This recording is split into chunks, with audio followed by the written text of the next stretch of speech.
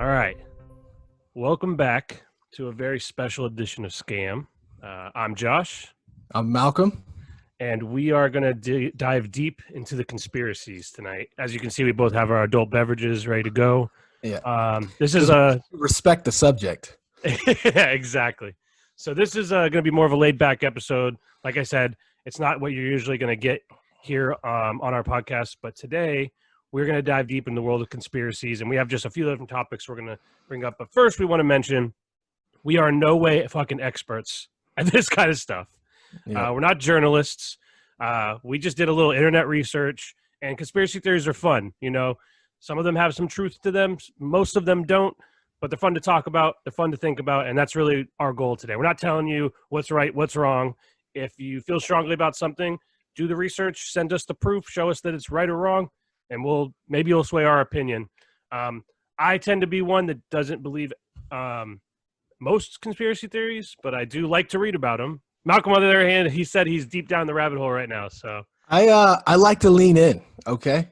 Because you know, I've read a lot on world history, and when you start going through world history, starting with like ancient Sumer and like all the way up to the Romans and shit, you go, man, dude, this is some fucked up shit. And you know, the way I justify leaning into them is evil people didn't stop being born, dude. If you look at some of those emperors in Roman times, it's crazy, dude. The shit, literally murdering for fun in the middle of the night, dude, just because they could. Yeah. And to think that, you know, somehow it just dissipated over time, that's not believable to me. Yeah. Well, it just takes different forms, you know. So we're going to get into that. So the first thing we're going to do, like I said, is that's the disclaimer. We're not experts. We're not telling you what to believe. You know, do your own research. And if there's things that you feel strongly about, like, oh, I really like what they're talking about there, reach out to us and we can send you the information of how we got it so that you can look into it more and find out for yourself. Yeah, so because there's some people doing some great things on conspiracies, and I've been following it for a long time. And that's the other thing. We don't want to do a all deep conspiracy thing because people do it so well that aren't us, and you know, we wouldn't do it justice. So we're just gonna have some fun. Hope you guys have some fun. We're drinking. Feel free to make a drink yourself. And we're going to start here. I feel like these fucking suburban moms now drinking on Zoom and shit. You know what I'm saying? Like, you look at it like, it's fucking stupid. Now it's like, you have to do it. And if you do enjoy drinking with Josh and Malcolm, maybe that'll be a part of something we could do later on. Maybe that'll be the podcast. We'll just come here and get hammered. One of us will be sleeping on the floor by the end of the episode. All right, so this is what we're going to do. We're going to start out with a lightning round. I've prepared some popular conspiracy theories over the years. I'm going to hit you with them, Malcolm, and then we're both going to say if we believe them or not. So it's going to be real quick, rapid fire, all right? All right, let's do it. Start it up, and ready? Go. Okay. Was 9/11 an inside job, yes or no? Yes. Okay, I'm going to say yes, but not in the way you think. Lee Harvey Oswald acted alone in JFK assassination. Fuck no. Okay, I say no, but not in the way you think. Is Bigfoot real? Are you throwing a conspiracy on top of a conspiracy? Oh, yeah. Is Bigfoot real? No. I don't believe in Bigfoot either. Is the Earth flat? No. No, I don't believe the Earth is flat either. Is there some weird shit going on at the Denver airport? Yes. Absolutely. Absolutely. Does the government control the weather? They can. I'm going to say I'm on the fence with that one, but I'm going to go with no. Is Mattress Firm a front for the mafia? Have you never heard that one? Never heard that one. So what are you going with? I'm going to say no because the mafia got snuffed out by Giuliani. So. I'm going to say absolutely it is. Okay. And then the final one here, are the Hollywood elite pedophiles who worship Satan and eat children? I'm going to go 2/3 on that one. Okay, I'm going to say probably not, but I could be convinced otherwise. All right, so let's start from the top here. So the first one I said was 9/11 an inside job. You said yes. I said yes, but not in the way you think. So what I think, the official story for 9/11 is that 18 terrorists hijacked 4 737s and crashed 2 into the World Trade Center, 1 into the Pentagon, and then 1 was either crashed or taken over by the crew or shot down over Pennsylvania. So I believe that most of that, the story happened. I don't think that the Twin Towers were set charged explosives that took down the buildings. I don't believe that a missile hit the Pentagon, but I could be convinced on that. I could be convinced that one. No plane parts, which is kind of weird. I never seen a plane, dude. I remember it vividly, and I was like, I was so young, but I have that picture in my mind from the news report, and I was like, yeah, there was no fucking plane there. Yeah, even now looking back, and that's the other thing. It's the fucking Pentagon, and you're telling me there's not one camera that caught a plane, and they don't have missile defenses, dude. Are you fucking something, bro? Fucking. Exactly. There was a fucking passenger jet, dude, that took off in Iran, dude, and they accidentally shot it down. Like they were, you know what I'm saying? Yeah, like, yeah. So, like I said, I believe most of that did happen. Now, the thing with the fourth plane that was headed for the White House that the crew took over, the movie Flight 47, I think, is based on, or Flight 97, I don't remember. But I think that plane got shot down. I think they shot that fucking plane down. At that point, you already had 2 planes hit the World Trade Center. You had one hit the Pentagon. They shot that fucking plane down. They weren't taking any more chances of that one hitting anywhere. So what I think when I said, was 9/11 inside job? I said yes, but not in the way you think. First of all, what do you believe? You think this just straight up? I think it was. I don't want to say this because I feel like this is what gets people kicked off of fucking YouTube, but I think it was Israel, dude. Because they have that CIA document, 7 countries. We couldn't make it 5 minutes without you getting us kicked off YouTube. I know, but they have that CIA document about 7 countries in 7 years. And they literally just went down the line with it. And it all comes down to fucking Palestine and that. Like, I'm not big on the Bible and all that shit, but it comes down to that hill, dude. That's where they think Armageddon's going to take place. And there's going to be the rapture, and that's why they want to get rid of all the Palestinians and all that shit. And that's what it's about, dude. Because if you can eliminate all the Muslims in that area, then you can go for that hill, dude. And they're literally sticking to the plan. Look up the document. Well, and even so, if you look back, just about every horrible thing that's happened in history has been based on someone feeling very strongly about their particular religion. Not to saying religion is bad, but it does drive people to do very stupid things in every aspect, in every religion. So. What I think, though, so my opinion on it is I think that the United States had forewarning that something like this was going to happen. They had a good idea of what was going to happen, and they kind of just let it happen. I'm not sure if they knew it on the scale. Like, I don't think they thought that so many people would die and it would be as tragic as it was. But I do believe that they knew something was coming, and they were going to try to make the most of it. And I don't trust anything Dick Cheney has ever said or done. And I do believe evil, dude. Pure evil. If you watch that movie Cheney, I know it was a fiction, Christian Bale. The way he's portrayed is like, oh yeah, I totally believe that. So again, I don't think there was explosives in the World Trade Center. The reason I don't believe that, a lot of people do, is because. Go ahead. Go ahead. Let me. All right. Let me just say the last answer was my tinfoil hat answer. Okay. The second answer is, they did know it was going to happen. And I actually just got done reading this book called Death of Money by James Rickards. And if you look at the trading that day, that's how they know terrorist attacks are going to be, because Saudi Arabia has money in the New York Stock Exchange. So what do they do when if all the airlines are going to crash? You know, they know the stocks are going to go down. They pull it all out, and that's how they knew. And they even still have a division devoted to that at this point now in time. So I do think they knew. They said it was like a communication error because, you know, they all want to get the terrorists, but yeah, so they wouldn't share information, which I think is just another power grab by the government to say we need more institutions, more coverage, more money. Yeah. So that's what I mean when I say it was an inside job. Like I said, I don't think there was explosives in Twin Towers. A lot of people do believe that. The time, money, or not money, excuse me. The time, the manpower, the secrecy to do all that, to set those explosives through the buildings. None of the workers are going to notice that. On top of that, who is doing this? People say, oh, the government. Okay, so you need, 600-700 government employees to set these charges over a period of time. None of them ever spoke about that. All of them were willing to kill thousands of innocent people. Like, you know what I mean? So that part, you know, at first glance, when you look at it, I could buy it. I've seen the documentaries. I've seen Loose Change. I've seen a ton of 9/11 documentaries. And at first I was all in, like, this is all fake. You know, there's people that even believe that the planes were holograms. I was like, I don't know if you know about how technology works, wild. But we were nowhere close to that 19 years ago. And we're probably still not close to that now. So they could do it. They could do it now. Let's move on to the next one. So we both are in agreement that there was definitely something shady up with 9/11. It was a tragic event. Not only that, a tragic event. I encourage people to look up this clip by Dylan Radigan.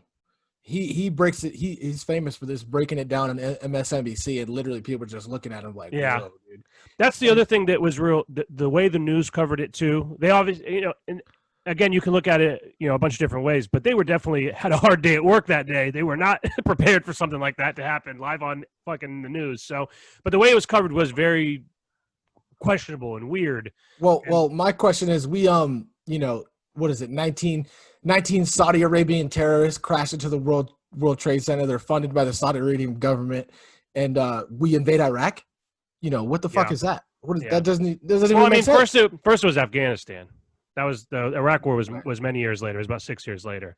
Afghanistan, and they say it's like freedom. Radical Muslim. It's that Wahhabi sect of it. That's what it is. It's I do also believe that Osama bin Laden was behind the terror attacks. I do believe that Al Qaeda orchestrated it. But it's the big question is, I don't. Who was the inspiration for that?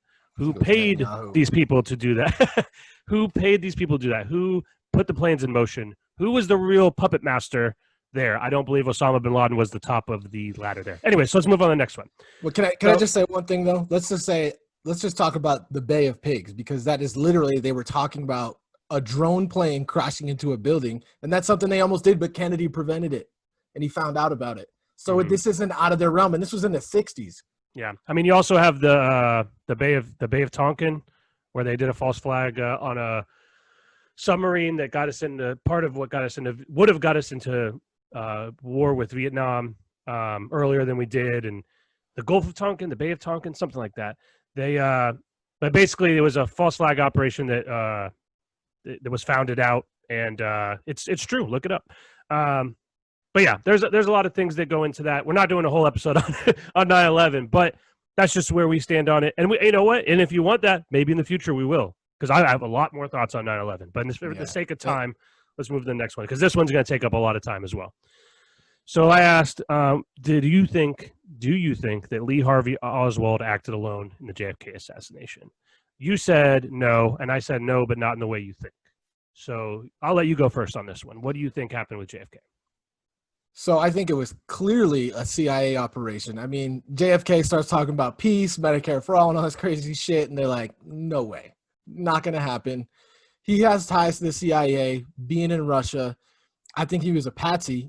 It's so funny, too, because every time there's these big assassinations, like with this judge, the person is found automatic, like within minutes, dude. They're found, they're declared guilty, and then they die, just like the person that tried to attack that judge. By the way, a little side note, did you see her video of her addressing We're getting real off topic here. We'll bring that up in a little bit. Well, just remember that. All right. I do want to talk about that, but let's focus on this for now. But no, I think Harvey Oswald didn't act alone. I'm not even sure if he did it. Maybe he went to go do it, and certain things happened. I think it was H.W. Bush, Alan Dulles.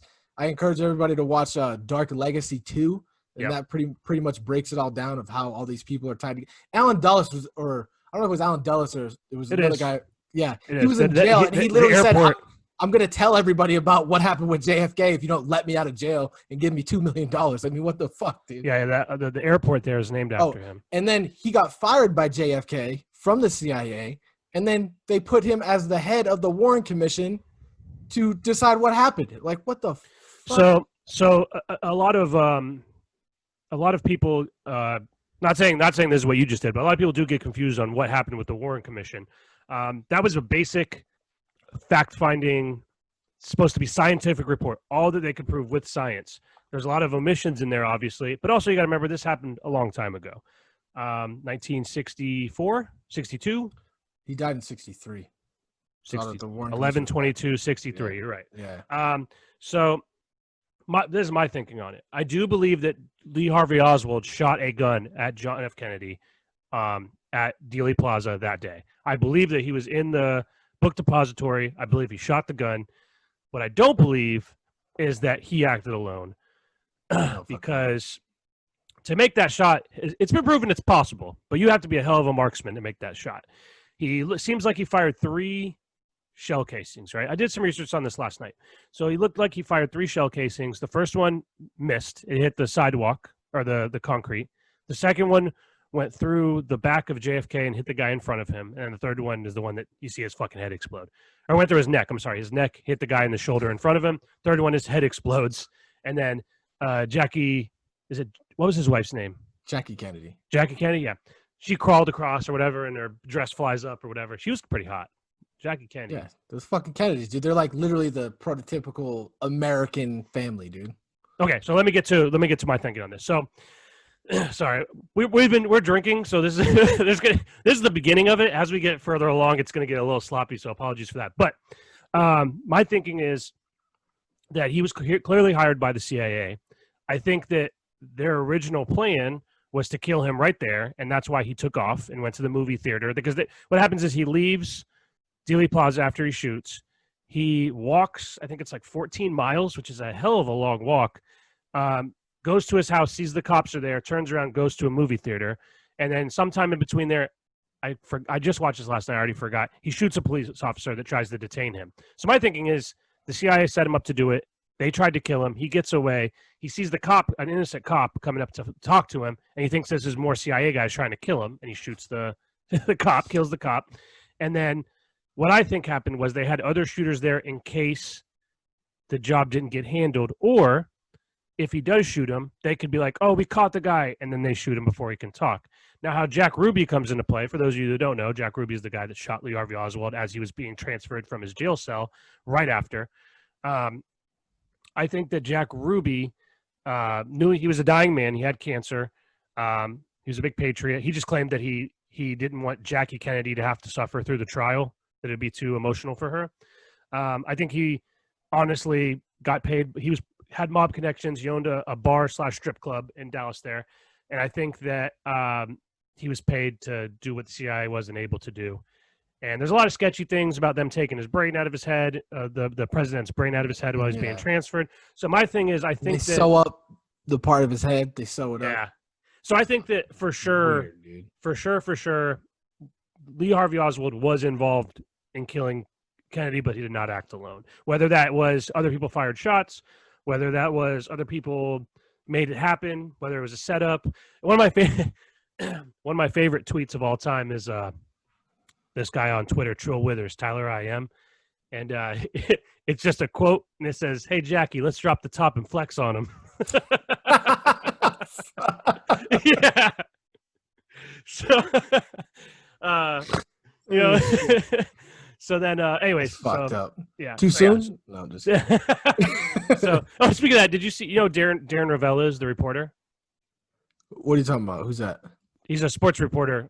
I think he does like gambling for CBS. I don't want to say because I really don't know, but he is like some kind of sports reporter. And this year, when the Kennedy files got like released, he posted on Twitter. He has like hundreds of thousands of followers, and he's a professional journalist. He posted a picture of just Kennedy's head exploding on Twitter, and people were like, "Come on, man!" And we've all seen it. You know what I mean? Like, what's sad too is like it's been like 50 years, dude, or 60 almost, and it's just like he is the last real American president, dude. Everything else is just trash in between, dude. He had his issues too. He had for one, he had a micro penis. Two, his morality issues, but not his, actually serving the public. I don't know. Yeah. What I think. I'll tell you what, bro, it's an uphill battle if you're gonna trash Kennedy. No, I mean, listen, I love John F. Kennedy. He's from Massachusetts. He was one of the best looking. Actually, he's pretty ugly, but for some reason, people. Yeah, well, it's funny because a lot of people act like this guy was some hot shot. He was okay looking when he was younger. He was a stud, but I mean, okay, think about the 50s, bro. This guy's. I know. He had fucked up teeth and stuff too. He apparently had a micro penis. He slept with everything that walked. I think he had chlamydia too. I believe from the book I read. So you don't think that's like a CIA op just to justify blowing his fucking head off? No, because those reports came out before he got his head blown off. The micro penis thing? They didn't even call it a micro penis back then. Well, whatever. That he had a small penis. Marilyn Monroe was telling everybody that would listen that his penis was looked like this. So, anyways, maybe she's dead. Yeah, that's a whole nother topic. But do you want to keep talking? Do you have more on this, or do you want to go to the next one? Dude, I could touch any of these subjects. I know. We could do whole episodes, dude. I know. We started the first two with two of the biggest ones just to kind of get our thinking on it. So let's stop right there for that one. Because like I said, maybe we'll do a legit 9/11/JFK episode in the future. Because I've watched so many fucking documentaries on those two subjects. It'll make your mind blown. So let's go to the next one. So the question was, do you think Bigfoot is real? We both said no. So I'll take this one. I'll go first with this one. I just think he would have been caught by now. I think that they would have found it by now. In the 60s, in the 50s, 60s, 70s, it was possible because the technology wasn't there. People were mysteriously disappearing in the woods all the time, which still happens, which is a common and pretty, like, reasonable thing to happen. You know, at the woods, there's tons of animals out there. There's places you can get lost. There you can fall down and break your leg and get eaten by animals or starve to death or freeze. There's tons of things. I think if Bigfoot was real or the Loch Ness Monster was real, these things would have been found by now. I think with Bigfoot, it was probably someone saw like a big ass animal that wasn't supposed to be in the woods it was supposed to be in. But to be on the other side, out there where you live, there is so much forest out there. I mean, there's so much forest out there. If something wanted to get fucking lost in there, if it was smart enough to stay away, dude, it could happen. Every day on the news, there's like 2 hikers had to be rescued. Like, and these people are just going on, like, you know, like legitimate trails and hikes, dude. I think, but they just get lost. But to counterpoint that, I don't think he's real. But to counterpoint that, if everybody wants to, you know, look into Forrest Galante, he has a show on like Animal Planet. He's been on Rogan and shit. But he literally finds animals that people think are extinct. One of the best examples is he goes to Laos to try to find this. I think it's some kind of crazy antelope that nobody's ever seen. And he's also doing it in Australia, which is actually, you know, it's, I mean, I guess it is a lot of desert, so it's kind of barren. But they just found that this animal, they thought that's been dead for 100 years. I think it's like the Tasmanian fucking whatever cat, whatever it is. They found it, dude. They found it with some camera traps, and it's been extinct for 100 years. So to say that because nobody's seen it, I just don't believe it, dude, because, you know, it's possible, dude. It is possible. For sure. I just don't think it is. But on the other hand, like I said, if it's smart enough, but if it's something... Also, what I'm saying is animals that have existed, and we're talking about something, you know, nobody has ever said that has existed. Yeah, that's true. That's the difference.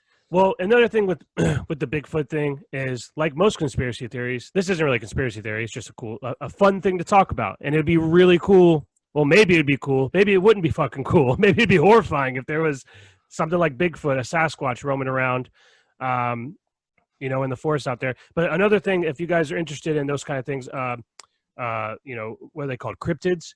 There's you know, out in the forest there's hundreds of different things where you can just replace the word Bigfoot and look into, whether it's Yeti or Loch Ness Monster, like I said. And there's the Mothman, you know, the Bugs Bunny cartoon, the skunk ape. I mean, there's tons. So the other thing, speaking about that as well, is there's a great documentary. I don't know if it's still on YouTube. It's called Missing 411, and that's a very real thing about all the people that go disappearing in the state parks around the country.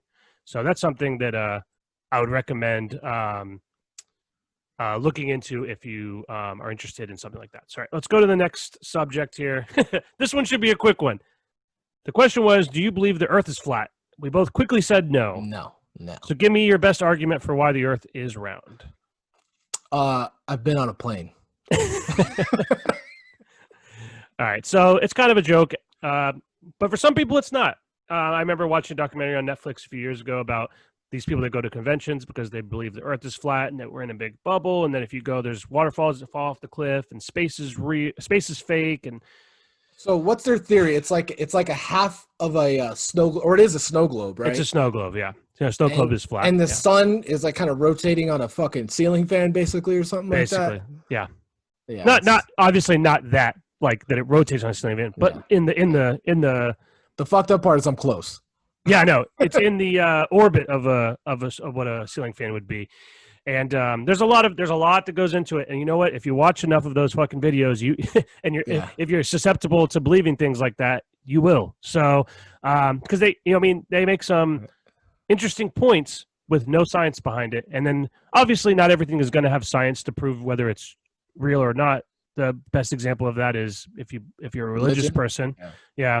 You know, there's no proof that God exists. You have to have faith. And I've also heard the argument that science isn't real, you know, as far as you can't prove most of the stuff. You just have to, you know, like one of the things was dinosaur bones, right? Some guy brought up the point that if you look at a dinosaur bone, right, and I tell you what it would look like with all of its, you know, everything on it, right? This is what it looks like with its skin, its muscles, its feathers, whatever. and I show you a rendering of what that animal looks like, there's no proof that that's what it looks like. And a lot of times they're fucking wrong. But to say they even existed at all, there's no proof of that. It's just you have to take a leap of faith and believe that these people know what they're talking about. And dinosaurs? What do you mean? You saying you need to take a leap of faith in believing in dinosaurs? No. In any science, right? In any science, okay. you're just taking the word of a scientist or an expert or somebody that knows more or whatever. So this is just this guy's point. I don't fucking believe this. I mean, the scientific theory in itself is a conspiracy, right? It is, yeah, absolutely. Until they prove it, it's not true. Yeah, exactly. So. And you can apply that to just about everything, whether it's units of measurement, gravity, like it's the dinosaur bones, things that were how long the Earth has been around, how old a tree is, how deep the ocean goes, how far planets are away. All of that is susceptible to being disproven. But I got a little teaser to touch on that same subject about you could just you can look into anything. Is hold on, let me find it. It's like this kid's mom keeps keeps texting him pictures of his friend. Okay. because she wants to bang him. That's on the. My mom keeps accidentally sending me her friend's son's Instagram profiles because she wants to date one of them. What is that from? The low stakes conspiracies. Okay, so we'll get to that. Malcolm kind of spoiled our ending, but actually, let's not say anything. Let's not say anything. We'll get to that later. So yeah, we got a little off topic there, but the main thing is we both believe the Earth is round because we're not, we're not idiots. But listen, if you believe it, you're entitled to your opinions and your beliefs. There's people that they would die on that hill. Some of them probably have died on that hill trying to figure out if there's like that guy that took that rocket up and then crashed. So I know. I love that. So yeah, if you're that passionate, I wish I was that passionate about fucking anything. So, do it, bro. Yeah. So, and if you can show me any scientific proof that the Earth is flat, I'll fucking believe it. If you show me any of this stuff, if you can say, hey, this is it. Okay, so let's lead into. So maybe the Earth's not flat. Do you think they faked the moon landing? Okay, that's one I was going to get into later, but let's do that now. That's a good spot for it. So I think that you're not – this is one of the ones that I'm actually probably a conspiracy theorist on, okay? So let me get through what I think happened. I think that we did go to the moon, but not in the way you think, okay? Okay. So what I think happened is – so are you familiar with the Van Allen radiation belt? I'm not. Okay, so enlighten me. So there's a belt that goes around. It's basically a radiation belt that goes around the Earth, in between the Earth and the Moon. I don't know the numbers. It's a certain number of miles far enough away from the Earth. Sorry, it's a certain enough where you just going to space you don't pass through it, but going to the Moon you pass through it. Okay. Does your shirt have sunglasses? Does that cat have sunglasses on your shirt? It's a dog. It's a dog? I feel like he was doubting me. It's my suspicious dog. You know what I'm saying? Yeah, he was just. I was like, I brought that up and he just started judging me all of a sudden. Speaking of that, so I have my NASA shirt on, since we're getting weird in space. But right, so anyways, so to get past this Van Allen radiation belt, I might even be fucking calling it the wrong name, but I'm pretty sure that's it. The radiation levels are so high that you wouldn't be able to survive, right? Mm-hmm. So one of the big skeptics that believe that we didn't land on the moon, that's the biggest thing they point to. How did these people get through the Van Allen radiation belt? How is that possible? So the big thing people say is that's the limit of that you can travel in space. There's so much radiation. The radiation is so high that you can't get through. Now in the 60s, when they went to the moon with the Apollo missions, those like shuttles, for lack of a better word, that they used, the modules they used to get to the moon were literally made out of fucking tinfoil and metal and different plastics. It was shit. If you looked inside the Apollo lunar capsule, it would shock you how little room they had to move, what the shit was made out of. It looked like they had garbage bags hanging around. And that they somehow that survived the Van Allen radiation belt. So here's the theory that would help support and discredit the moon landing. So what I think happened is Apollo 11, the one that went to the moon, never went to the moon. So if you remember, Apollo 1, which was the, hey, turn your cell phone off. It keeps going off in the background. Hear me? Yeah, I heard you. Okay. Don't yell at me. I'll do what I want, all right? I'm getting a little tipsy. I started to talk about crazy things. All right, so got a little juice in your box? A little bit. So anyway, so Apollo 1 is famous because it was the first mission that was supposed to go up and see how, test out the rockets to get to the moon. They weren't going to go to the moon. They weren't going to walk on the moon. They were going to orbit the moon and come back. That flight exploded, and the three astronauts inside died in a fire before even taking off, right? That's not. Oh, okay. That's not the That's Challenger. Apollo 1. Right? No. Okay. Challenger was 30 years later. So Apollo 1, it burns up. The three astronauts die on the launching pad, right? So this is what I think happened. I think that those three astronauts had already agreed to sacrifice themselves in the name of getting to the moon before the Russians, right? And I think what happened was they knew they couldn't get through the Van Allen radiation belt. And I think they sent those three. They told everybody they died on Apollo 1. But what they really did is send them through the Van Allen radiation belt, landed on the moon, recorded the video of them on the moon, sent it back, and then they ended up dying on the moon.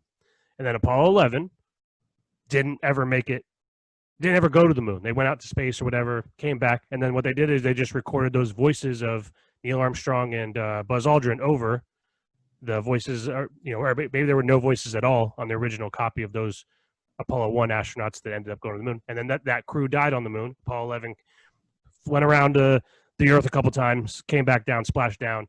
Everybody's happy. They don't have radiation poisoning. They live. And those three astronauts from Apollo 1 are still up there on the moon to this day. So that's my tinfoil hat conspiracy. Still up there. But they're dead. They're dead. Oh, they died. Yeah. Okay. Because honestly, that Van Allen radiation belt is honestly a very confusing thing. A lot of skeptics and a lot of conspiracy theorists point to that because it doesn't make sense how you can safely navigate that. And they've come up with this is how we did it. And this, but if you look at what the fuck they were traveling in, like I said, it was trash bags and tinfoil. But not now. Not now.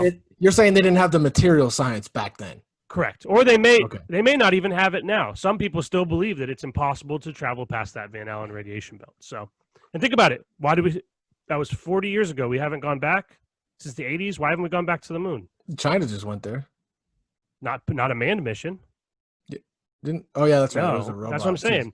We've never left our the furthest we've gone is like the International Space Station, which is still within that Van Allen radiation belt. These conspiracies get so deep. So do you think Stanley Kubrick directed it or what? I don't believe that, no. Because I think there's a lot of science in The Shining. Well, again, if you guys are if you're listening to this episode, clearly you're into conspiracy theories. There's a great documentary called Room 237, and it's all about how Stanley Kubrick's movies were trying to get messages out to people about different conspiracy theories. One of them was with The Shining. The kid is wearing an Apollo 11 sweatshirt in the movie. Yeah. The room was Room 237, and in the book, it's a Stephen King book, The Shining. And there's a lot of weird things that Stanley Kubrick directed the motion picture. And when he made the movie, he made these little subtle changes. And one of the things was that it was Room 217 in the book, but in the movie he did 237. And it's like, well, why would you make that change? Well, it's 237,000 miles from the Earth to the moon. Mm-hmm. So there's a lot of great visuals in the movie that are like little telling signs. Again, we're not doing it justice. Watch Room 237. It used to be on Netflix. It might still be, but if it isn't, you can probably find it online pretty easily. It's a great documentary. And another one that he did was Eyes Wide Shut, which we'll get to. So we'll pause for that for right now. So let's stick with the moon. So what do you think about the moon? Do you think we got there? I think we got there, but I don't think the timeline. I think makes sense.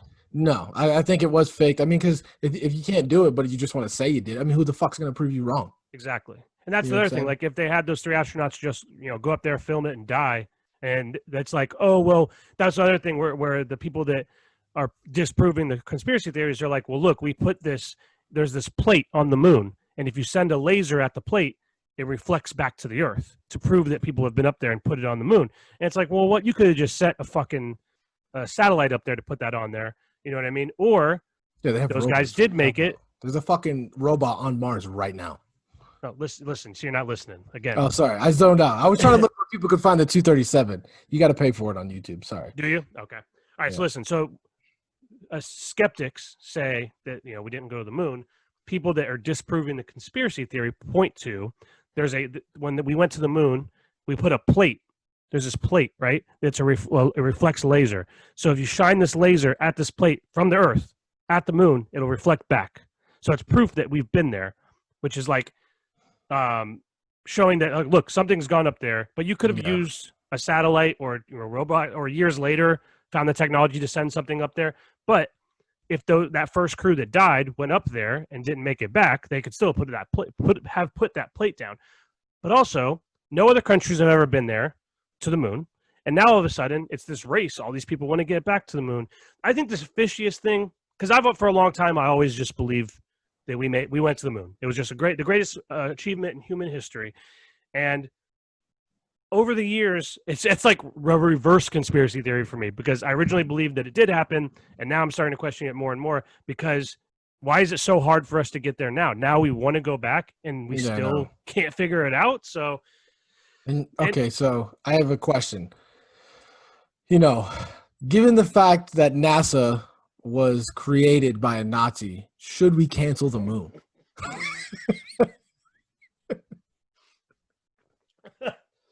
Operation Paperclip, baby. Paperclip, baby. That's a real one. That's not a conspiracy. What is his name? I know his name. I just can't think of it right now. Wernher von Braun. Wernher von Braun, yeah. War criminal that helped us. Actually, he's the reason we got to the moon. And all those I haven't seen the movie. Is it called Not Fences? What's the one with all the black chicks that worked at NASA? Having that said, the moon is made out of cheese. It is racist, and I think it should be put in jail, personally. All right, so there's a movie, Hidden Figures.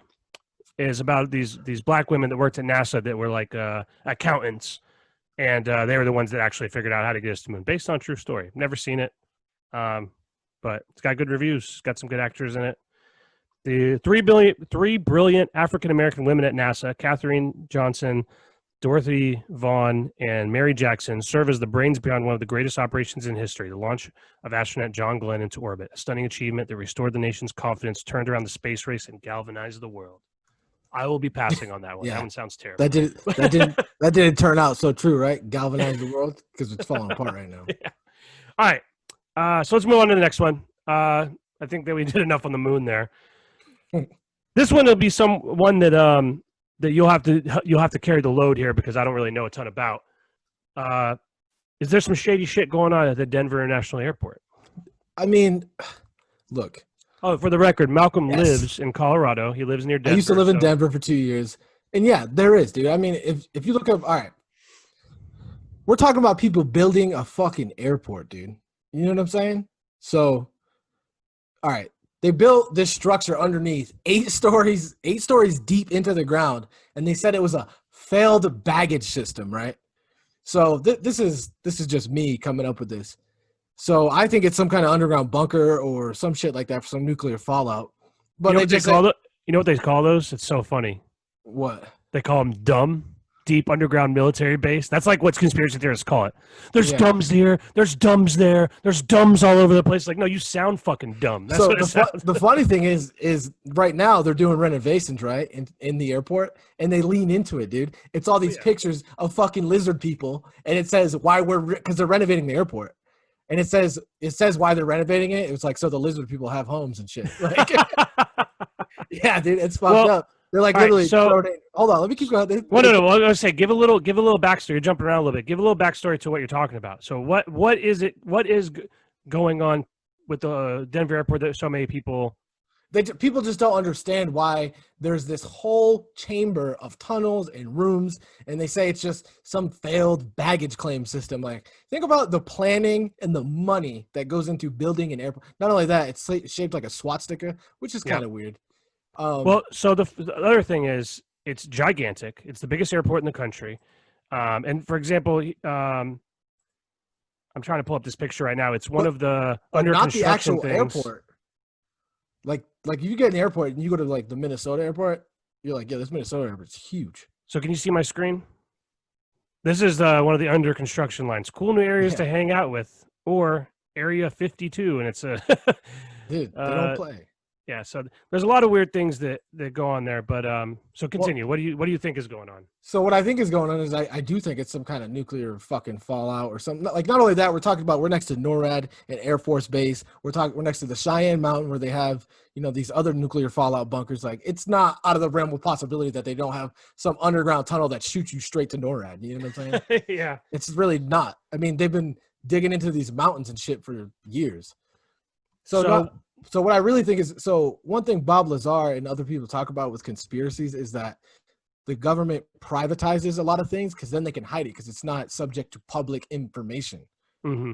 Right. So, and what they do is they compartmentalize things. And what compartmentalize means is, like, we break everything down into such small tasks that you can never really grasp the whole subject of what's going on.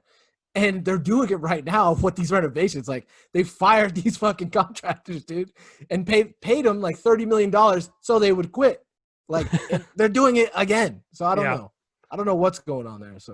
So again, for those of you that don't know, the airport in Denver is a gigantic airport. And one of the weirdest things about the airport, there's many, but one of the weirdest things is this.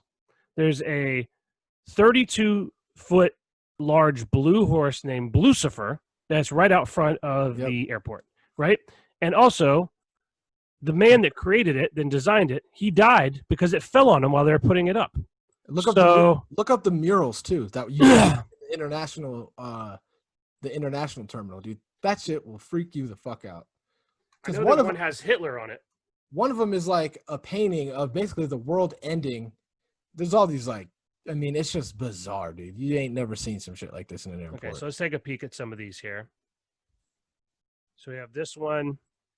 The one with the dude, the one with all the people and the dude with the gas mask and shit. Yeah, this one. They're wild, dude. So there's some weird stuff on that one, but let's go back to the dude with the gas mask, dude. That's what I'm looking at. Here it is. So I don't know how well you can see it, but he has a sword. He looks like a Nazi soldier. He has a gun. There's a burning building, and he has a gas mask on. It really does look like a Nazi outfit. Okay, so go to the one on the bottom left of your screen. Yeah, that one. So this is another crazy one. I think this is the one where they think it's like basically like the fall and the rebirth of the earth. Basically, the New World Order. That's what people think it is. Yeah, so I mean, there's a lot going on in this one. So, I mean, jaguar. There's a hummingbird. There's you've been to plenty of airports. Like, have you ever seen something like that? Never. I have not. So, there's also a lot of other stuff. So, also, Malcolm touched on location of the Space Force now. So, yeah, well, if that ever ends up being a thing. So here's one more, and then we'll stop showing you these creepy pictures. But I mean, it's an airport. Why do they have these creepy fucking murals? There's the guy that painted them. But what is this? Yeah. I mean, what is that? I mean, seriously, it's like a weird three-headed person, some kind of weird spirit chasing a baby. You have a man wrapped in an American flag fighting communism. That bird a guy in in the a background sombrero. Looks like the Navy or the fucking Nazi. The Nazi, it does. Yeah. And then there's some bones here, and there's a lady with a hammer, which is a communist symbol. I forget what the hammer and sickle or whatever, what the hammer signifies.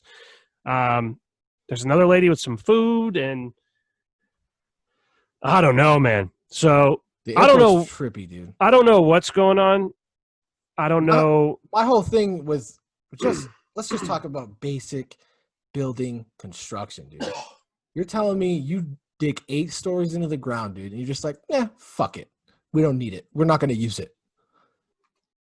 So I know that they used the conspiracy. All right, so the conspiracy theory that surrounds it is that, like Malcolm said, there's some kind of underground military base that goes, because there's weird things that go on there already. But the underground military base is the one that would be, I guess, most dangerous, because it would be, like you said, some kind of fallout shelter, some kind of way to get from point A to point B for if something were to happen, for the elites to travel quickly underground. And it also is interesting how you have what they said.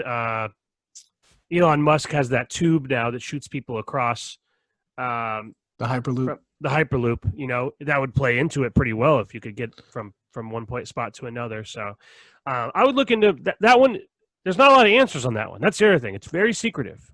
There's a very secretive, and they have there's an entire like second wing of that airport that's not in use at all. And there are a lot of people have questioned. It hasn't been in use. Yeah. So, and not only that, another thing that ties into it is if you look at the location of nuclear bombs and warheads and shit, Denver it's called a decoy city.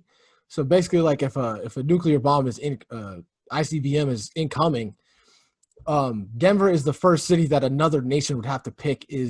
Do we want to destroy where the nuke is coming from, or actually destroy like another city? You know what I'm saying? So Denver's literally the first city that supposedly would be hit if there was a incoming ballistic missile. Like, do they want to destroy the first missile that would launch in Denver, or do they just want to take out New York and say, fuck it, we'll let that one ride? Yeah. So that's the other thing with Denver, the place where it's situated in the country. It seems to be somewhere that would be survivable if the big cities were gonna get hit. So it'd be like Chicago, LA, New York, Atlanta would probably be the four big ones that get hit, right? Or then maybe you can bury yourself or something. Yeah, that's what I mean. So that it seems that in a Armageddon situation, a nuclear fallout situation, that Denver would be a place where they would want to restart. So, all right. So this is getting, you know, that's the problem with the Denver airport conspiracy is there really is not a lot of information to go off of because it's very secretive. So we both agree there's something sketchy going on. We just don't know what it is. It's definitely not good. So on to the next one. Does the government control the weather? I don't remember what you said to this one. I said no. Did I send you a clip? Of what? The one I sent you the other day? In regards to the government controlling the weather? I mean, this guy thinks the government can control the weather. Oh, you mean the Florida man? Yeah. Yeah, send that clip over. All right, I'll send it over. So do I think the government controls the weather? No, but I mean, other governments seem to be able to control their weather, like in all of these Arabic countries where they can literally make it rain, and not just in a strip club. So I think that, yeah, not just. Well, that's the other thing, that a lot of these government employees, maybe that's where they got the idea, making it rain on the government's money, and they're like, hey, we can actually do this for real. I just had a great idea. So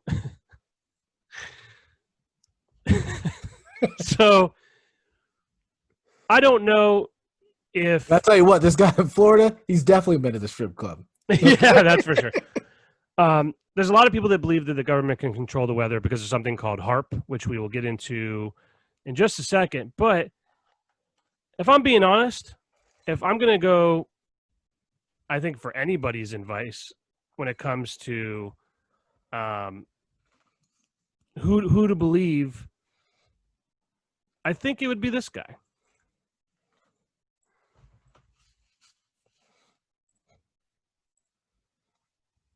Can't see how they haven't come up with some kind of way to combat these storms yet. They keep saying, 2 days ago, 3 days ago, oh, it said this, but it's going to hit all this warm weather, and warm water. We have a Navy. Why don't the Navy come and drop ice in the warm water so it can't get going as fast as it's going? There's got to be ways to combat this instead of just pointing at the thing and saying, well, now it's getting worse. Yeah, we know it's getting worse, but you tell us, oh, it's the warm weather, oh, it's the wind. Well, we have an Air Force. Drive some Air Force planes around to get the winds going the opposite way. The Navy circles to fight it the other way. Can't see how they haven't come up with some kind of... So, this guy figured it out, you know what I'm saying? I don't know. Tie a rope to the earth and reverse the rotation. It's okay. Again, that's Florida for you. That was a clip of a man that. But see, he's not from Florida. He's just in Florida. Yeah, which is most of people in Florida. That's true. So that's from 2019. This is from last year when a hurricane was coming, and he said he had a great idea how to get the hurricane out of the way. So. Well, I don't know if they did it or not, but that hurricane ended up not hitting, so maybe they took his advice. Who knows? Okay, so back to what we're talking about with the government controlling the weather. The biggest thing is there's these facilities that called HARP. It's High Frequency Active Auroral Research Program. It's the world's most capable, high-power, high-frequency transmitter for the study of the ionosphere. So it's a research facility that's owned by the Navy in Alaska, and there's clips and videos of all the weird technology they use there. They can make their own clouds. They can do all kinds of stuff, and there's tons of conspiracy theories around. And it looks like they closed HARP in 2014. The U.S. Air Force notified Congress that it intends to shut down HARP, a controversial Alaska-based research facility that studies an energetic and active region of the upper atmosphere. Conspiracy theorists buzz about the news, given the HARP, short for High Frequency Active Auroral Research Program, has long been the center of wild speculation that the program is designed to control the weather, or worse. In 2010, Venezuelan leader Huge Chavez, not Hugo, Huge. It's huge. What are you reading, Wikipedia? No, this is NBC News. Sounds like Trump wrote it, dude. Yeah, right. The Venezuelan leader Huge Chavez, he claimed that HARP or a program like it triggered the Haiti earthquake. For the record, the Haitian earthquake of 2010 was caused by the slippage of a previously unmapped fault along the border of the Caribbean and North American tectonic plates. Anyways, so this is a real conspiracy theory that people believe. Do I believe the technology is there? Maybe, but I don't think that they control the weather. Okay, let's not say the weather, but in Abu Dhabi, they literally do make it rain. I'm looking at it now. It's called cloud seeding. Yeah. Well, they have to, or else they'd be all. It's a desert out there. Well, they're in a desert either way, but yeah, they release like ions into the clouds that could be on the precipice of actually raining, and then it actually makes them rain. Yeah. So it's interesting to think about. I don't typically believe it. I honestly don't know a lot about it, but I think we're both on the same page that they probably don't control the weather. All right. The next one, which is an interesting one that you said you had never heard of, right? So are you familiar with Mattress Firm? Yeah, I am. Okay. So someone came up with a conspiracy theory that there's a ton of mattress firms. There's some of them, I think the one in Massachusetts, there's 16 mattress firms in a 2-mile radius, right? So everyone's asking, there's all these mattress firms, and I never fucking see anybody in them. So what is going on? So the conspiracy theory online is that the mattress firm is just a front for the mafia to launder money, right? And then this came out on Reddit probably like 3 or 4 years ago. Let's see the year that this came out. 2018, so 2 years ago. It's the Mattress Firm store you've probably seen, well, everywhere if you live in the United States. What is the conspiracy, and do you buy into it? Mattress Firm is some sort of giant money laundering scheme. They're fucking everywhere and always empty. I remember seeing 4 mattress firms all on each corner of an intersection once. There's no way there is that much demand for mattresses. See, edit.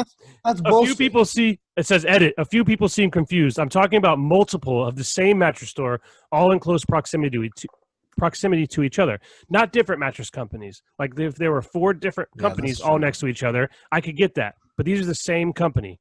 So it's interesting. Right. This isn't like, oh, the Starbucks overloaded. We can't keep up with the demand. You know what I'm saying? It's exactly. Like, so a Dunkin' Donuts and a Starbucks right next to each other. You know what I mean? Or like, sometimes you'll see like 4 gas stations all at the intersection, one, or a CVS and a Walgreens right across the street from each other. That's just, competing with each other. But if there were 4 Walgreens all at the corners, you'd be like, what the fuck's going on here? Why are there so many Walgreens? It doesn't make any sense. It doesn't make financial sense. Dude, in Thailand, 7-Eleven is like, it's basically like, I don't even know how to describe it. It's like everything in Thailand. You can pay your electricity bill, buy concert tickets, and do all the other normal shit you do at a 7-Eleven. And I've literally seen like 3 or 4 corners with a 7-Eleven, dude. Yeah. So there's 3 parts to this conspiracy theory. So one is, what's with all these stores? Why are there so many stores? That doesn't, that's a good point. Why are they all next to each other? There's also like what says here, the sleaze factor. It's from the vibe you get inside the stores themselves. The prices are like ridiculous. If you buy, one mattress, you don't need one for, a decade. It kind of reminds me of the Wayfair conspiracy. So something just feels off about Mattress Firm. And the new owner, might be our best shot at finding evidence of financial fraud. So it looks like the mattress firm was also in trouble with the law in 2015. Really? Yeah. The chain was bought by Sleepy into a company called Sleepy bought them in 25% of this of the company. And apparently the results were an unmitigated disaster since they acquired. Mattress firm was being sued by 2 real estate executives that were previously fired from the company. The company is facing financial issues, but don't lend credence to the money laundering conspiracy yet. Does anyone really like shopping for mattresses? Like, honestly, I've done it once in my whole life. exactly. So it's the fact that you have, I got fucking raped. yeah. Okay. Well, not literally on the mattress that I bought. Yeah, see, it says here that mattress firms, their average mattress price is $2,400. That's the average price. So Yeah, it's so they pay shady, for but mine. it's not money laundering.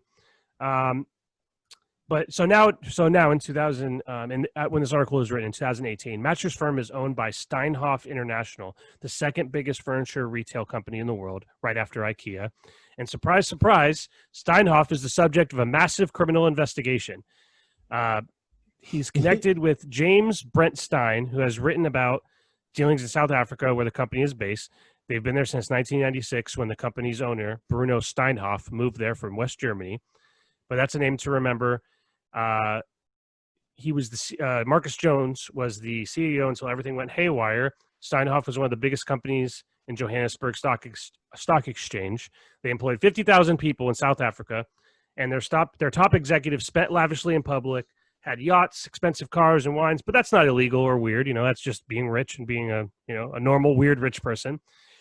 Nobody in South Africa seemed to care until December 5th, 2017, when the CEO resigned completely out of the blue. Turns out they've been brushing off financial irregularities under the bed for years. The police are now looking at alleged fraud, facing pros from regulators, investigators around the world. He had to say that, dude? Come on, dude. Come on, dude. These fucking journalists, dude, they think they're so funny, dude. Yeah. But I didn't laugh, but fuck them. So the thing that makes this one's not as crazy, but one of the things about this is that gives the conspiracy theory some credence is that in 2016, when he bought the company, he bought it for $2.4 billion, which was 4 times the value of the company. Crazy. So maybe he was in some trouble with some mob and bought it, but where'd El Chapo buy his mattress, dude? Yeah, exactly. But I mean, it's true. My mattresses are so expensive, and it's a weird one. Are you reading the Business Insider article? No, this is I don't even know what website this is. So this is January 23rd, 2018. A wildly popular conspiracy theory about why there are so many mattress firm stores is starting to sound less crazy. Yeah, exactly. So I told you there was some legs to it. Yeah. So all right, let's move on to the next thing. We got this is one that we'll probably talk about for a little while. This is one that Malcolm really has been going deep on. Are Hollywood elite pedophiles who worship Satan and eat children? Oh, man, this is a deep one. I mean, this is current. It's developing. So we can't say we know the ending because it's still happening. And I guess this ties into QAnon as well, because that's that's kind of what QAnon's alluding to. Look, do I think there's a satanic cult? I definitely do. Yeah. To me, and one of the things that put it over the top for me, I know this sounds so stupid that it's like this little thing, but I was, of course, researching all this, Peter Wood and all this wild shit on Twitter, and I run into a clip of Comedians in Cars with Coffee, and Eddie Murphy is talking about when Sammy Davis Jr. Yeah, and he says that he was like, the devil's just as powerful as God, Look at all the bad shit that happens in the world, man. But so yeah, that's kind of like put it over the top for me. And not only that, like one of the things like with adrenochrome and all that shit is, for those of you who don't know. Wait, I was gonna say you have to give some definition and backstory on this. For those of you who don't know, the adrenochrome conspiracy kind of ties into like them eating babies or whatever. And what it is your pineal gland produces basically adrenalized blood. And what people think is that the satanic elite are torturing these kids to get their adrenaline up, and then they like kind of cut their face off a little bit and drink their blood. And it sounds crazy, and it is kind of crazy, but at the same time, like there's references to it in Fear and Loathing in Las Vegas, which kind of fucking fucks with you a little bit. Yeah, but also you got to think of the source on that one. Yes, but that's Hunter S. Thompson, I wouldn't say is exactly a reliable narrator, but at the same time, I feel like the length of time that these conspiracies have been going on gives its credence. We're talking about pre-internet, all that shit. So it's just like, where does this shit originate? Are there satanic religions? Definitely. There's that one guy. That's not a conspiracy theory. That's a fact. Anton LaVey is the head of the Church of Satan, and he's the one. He's in pictures with Sammy Davis Jr. in that the same thing that Eddie Murphy was talking about there. So are they a lot of these? I don't know. There's actually a lot of there's a lot of celebrities and actors in Hollywood that are not open, but have ties to the Church of Satan. A lot of them hung out with Anton LaVey, who is a Satan worshiper. He was also had some. Anton LaVey himself was also alleged to have been involved with some pedophilia stuff, and I think that there are a lot more pedophiles, and we're starting to see that now. But there's a lot more pedophiles out there in general, not just in Hollywood, but in general, than people care to admit or realized, or maybe people are just turning a blind eye to. But it seems like it's everywhere. Even like we were talking about Last Chance U, last episode on our show, and it turns out one of the main characters in the show, his grandfather was a gigantic pedophile, and he was a book writer. California, yeah, exactly. So I think that there is some credence to these conspiracy theories. My big one is I don't know if I buy the adrenochrome one. I don't know if I buy that they're sacrificing children. One of the weird things is the oh my god, I just Bohemian Grove. Bohemian Grove. That's a weird one. But I have my own theories about Bohemian Grove. I think it's just where a bunch of rich weirdos go to hang out and they role play. And I don't buy that. I think that it's been portrayed in a way because it is weird. Don't get twisted. It's fucking weird. It's a weird thing to do. But again, when you have that much money, you do weird shit like that. I don't think that they were sacrificing kids. I don't think that they drink blood or worship the devil. But I think that it's possible, which is something I would not have said a few years ago. Okay, so I'm not going to say they don't drink blood because literally in Christianity, they do mock blood drinking. So. Also in the Jewish religion, when they circumcise the kid, the baby, they literally drink the blood from the baby's dick when they circumcise the baby. Have you ever seen that? They eat the foreskin, or they put the foreskin on their forehead. It's weird, man. I don't know what's going on anymore, dude. You know Again, that's all religion. That's all this is still. But see, that's why. So religion. I feel like if I was going to get into religion, it'd be the Buddhism because, it's as they describe it, it's everything and it's nothing at the same time. It's all about just achieving nirvana, becoming one with the universe. Yep. Life is suffering, and there's no figurehead. I mean, there's the Buddha, but he's more of just like, he's the first person to achieve nirvana. Yeah. As opposed to Jesus is gonna fucking kill you and love you at the same time, dude, and he might molest you. No, I'm just kidding. I don't know. So all right. So speaking of that, right? So we touched on it a little bit. With the Jewish religion, so this goes into all conspiracy theories, right? So a big thing with conspiracy theories in general is people say, well, who benefits? Cui bono, right? Where's them? Follow the money, things like that, right? But a lot of these conspiracy theories have an agenda all on their own. For example, that one I was just talking about with the Jewish priest when they bite off the foreskin or suck the blood out of the penis of the babies when they're circumcised, which is a real thing that happens. So crazy. I know. But it's something they've done for a long time, and people say that the Jews run the pornography industry. Do they? To try to, yeah, they do. They own pretty much all the big major pornographic studios in the United States. But the big theory is that they are trying to make American Gentiles cheat on their wives, become depraved animals, jerk off all the time, watch pornography. Start to develop erectile dysfunction, all these things, right? Mission accomplished. No. That's a big conspiracy theory, but the reason that theory is out there is because who benefits from that, right? It'd be the Catholic Church turning people away from the real, factual pedophilic things they've been doing for a long time. A lot of them have been caught. That to me was not as big enough story. That basically It never is. It's Yeah, I never big know. enough. But a lot of people are focused on, Tom Hanks and all these different celebrities that probably aren't pedophiles. And again, I've seen compelling evidence that may show it, but the things with the priests are that's not a conspiracy It's theory. real, That dude. Yeah. really happened. Yeah. Yeah. And it was widespread, it was systematic, and it was absolutely disgusting.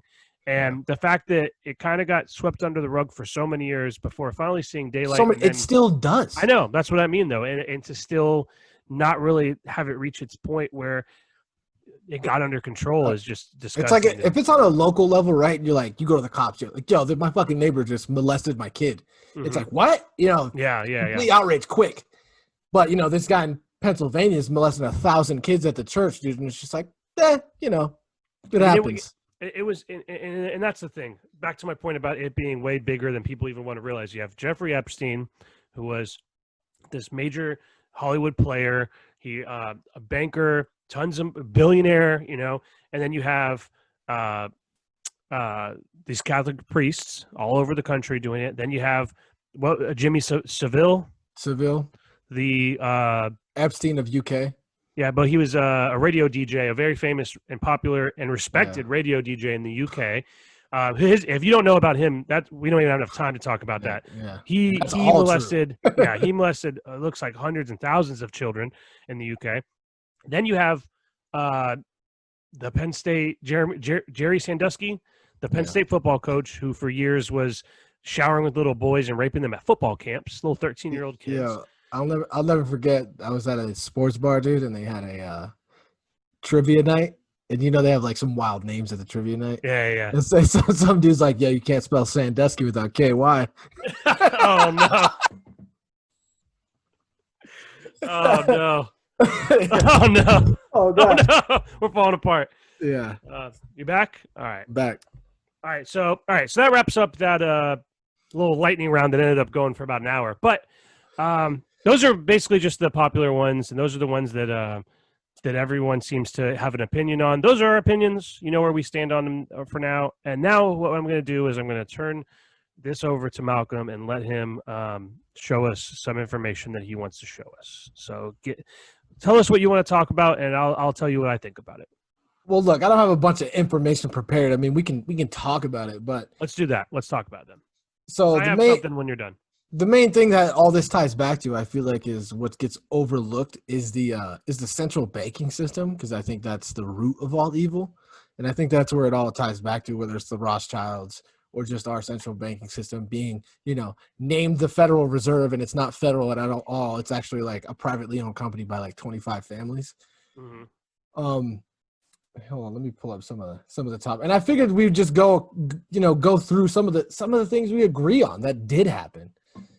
And what most of it is the CIA Operation Mockingbird, where the CIA was paying over 400 journalists. So to say anything is fake, I feel like that just ties into it. You're like, all right, how is any of this fake if all the shit that the CIA is putting out there, is already fake because they compromise these people, journalists, well-known journalists. I'll say this. We are we touched on a little bit about doing things in the future. 1,000, I guarantee you we will do an entire episode on the CIA as one of our special episodes, because there's so much. I want you to continue talking about it, but that is one that I find so fascinating because there's so many layers to it, from the beginnings, the origins of the CIA, everything that they've had their hands in. And there's things that the CIA controls and does that you don't even know about, that you don't even realize are the CIA, whether it's financial, whether it's military, whether it's something as simple as right now, the internet with the they're trying to, I can't remember the word right now. They're trying to downgrade the internet. They had their hands in that. And then also there's so many operatives all around the world that are bringing information in and out. And they're the ones that are, your lives are in their hands. They make one fucking horrible mistake and that could spark a world war. I mean, there's a lot. They've definitely overstepped their bounds in the sense that they feel like that they're their own, like you said the other day. They're a mob, dude. They're the mafia. They're the police policing themselves. Who investigates the police. and that's the funny thing is like these people literally do not have to abide by the law. Mm-mm. You know what I'm saying? They're above the law. Yeah, how can you trust anything they say? I mean, time after time, it just gets proven with the Clintons and Mena, Arkansas. And for those of you who don't know Mena, Arkansas, that's, Bill Clinton was basically given the approval for them to be running cocaine out of Mena, Arkansas. So And, Bill Clinton was for those who don't know, he was the governor of Arkansas at this time. And the Mena, Arkansas thing, there's a great movie. The Mena cover-up. Well, there's a great movie called American Made. It's with Tom Cruise. And it's about Barry Seal. Yeah. So that's like an introduction or a beginner's guide to that whole story. And then as you get deeper and deeper, there's so much more that goes into it. Yeah. At his trial, he died he was shot at the steps of a Congress building, and in his pocket was just one name, George Walker Bush. Yep. Herbert Walker Bush. Yeah. So. And Barry Seal, I mean, yeah, that's just the tip of the iceberg. If you start, you watch that Mena cover-up, we're talking about a documentary that was made in the 90s, talking about all this crazy shit with the Clintons and the Rose Law Firm and how they're basically, laundering money as they all do. And people were trying to give us the warning back then, but you could, it was just, I mean, if you put it in perspective and you think about, all right, pre-internet, pre-cell phones, if you fucking murdered somebody or something fucked up went on, it's so easy to hide. Yeah. Like, so one of those things that also goes in, I think me and you have talked about this before, are the Don Henry and Kevin Ives. They were 16 and 17-year-old kids that were hit by a cargo train in Alexandria, Arkansas, as they were laying on the tracks, which is bizarre. Yeah. But it's the conspiracy theory, or the pretty much the story, is that and there was witnesses to this, that they saw something they weren't supposed to, as far as them running cocaine, and they were killed. The 16 to 17-year-old boys by the government. Again, we're not telling you that that's fact, but there's some. So they did an autopsy credence to those things. They've seen blunt force, I think, trauma, and they also seen stab wounds, like on the bone. Yeah. It's just, I don't know, to dismiss all of it and believe everything the government says, to act like we're not an empire and we are not murdering people, across the world in the name of America, is crazy to me. I mean, we literally, a good book for everybody to read is called Prisoners of Geography. And if you want to understand geopolitics and how geography plays such a crucial role in how the world operates, whether it's warm water ports or just mountain ranges and shit like that, it really explains so much. I mean, this guy in this book is literally calling out shit that happened like 2-3 years down the line after that book was published, because a lot of it does come down to geography and the way the world operates. If you can control certain parts of the earth, which is what's going on in the South China Sea right now, you can control a lot of the world. And I feel like people need to look more into that and understand the whole aspect of the world. It's not just one conspiracy theory or the other conspiracy theory. They all kind of tie together in a way. And if you can kind of go through all the information, I know it's a lot, because it's hard to go through all this shit, dude, because it is a little depressing, and some people get anxiety from it and shit. And as weird as it is, I find a little solace in actually looking through history to know that it's not new. It's not the world going rogue. It's just, it is what it is. It's what the world does. Well, also that you have to think that everything happens for a reason, and sometimes those reasons are nefarious, and sometimes those reasons are for things that we are not privy to, and you look at something, if you take something at face value and say, okay, this is what they're telling me, this is what it is, and you live your life that way, you're going to miss out on a lot of stuff. Yeah. And I think, I'm a strong believer that of the conspiracy theory crowd, I would say 90 to 95% of it is complete bullshit. But there is 5 to 10% in there sometimes that has some truth. And if you can find that 5 to 10% and get that truth, you're going to stumble across some things that may make you say, or, well, that's interesting, So the other thing is that there's a lot of bullshit out there, and I think that the biggest problem with conspiracy theories and the conspiracy theory crowd or whatever is that when they do find that little nugget of truth, they take it into the complete wrong direction, and they focus on things that aren't true, and it gives it diminishes the credibility of those things. You know, like for example, with the Epstein thing, people that focus on the satanic cult side of it, or that the reptilians control the world, and it makes people believe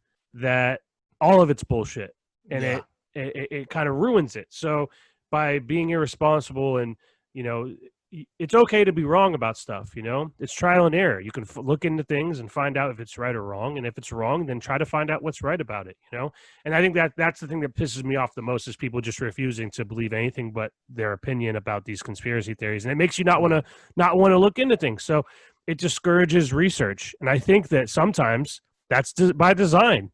For example, with the Clintons, you know, the Clinton kill list is something that's pretty popular, that people think the Clintons may be killed. Have killed a bunch of people in their time working with the government. And guess who benefits the most from that is the Clintons, because one, there probably is some truth to that, I think. But even if, but listen, even if there's not, what does that conspiracy theory do? It makes people think, oh, well, it's all bullshit. Or the people that are looking into it are looking into the wrong shit, because there's plenty of things that they've done that's illegal. There's plenty of things that they've done that's questionable. First off is this Bill Clinton thing with Epstein. I mean, clearly there's some connection there. He's a sexual deviant. He's had issues in the past with adultery with Monica Lewinsky. There's other women that have claimed sexual misconduct with him in the past. He clearly is a very passionate man, I guess you could say, or a loving man. He likes the ladies, and he's a kind of a creep.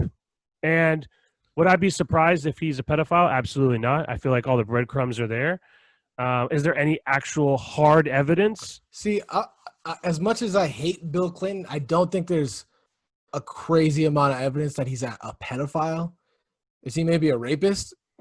Yeah, maybe. Is he a sexual predator? For sure. But pedophile, I haven't seen it. I don't see it. Yeah, same. I would say probably, though. Yeah, I mean, is he, all right, let's dumb it down. Is he willing to stick his dick in anything?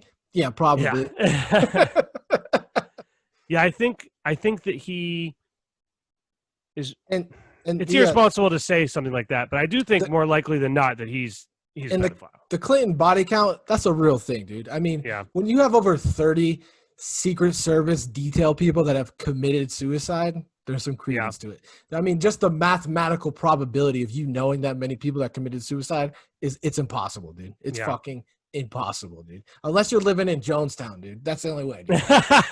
Well, also, I mean, there's a lot of people, though, that get suicided that just committed suicide.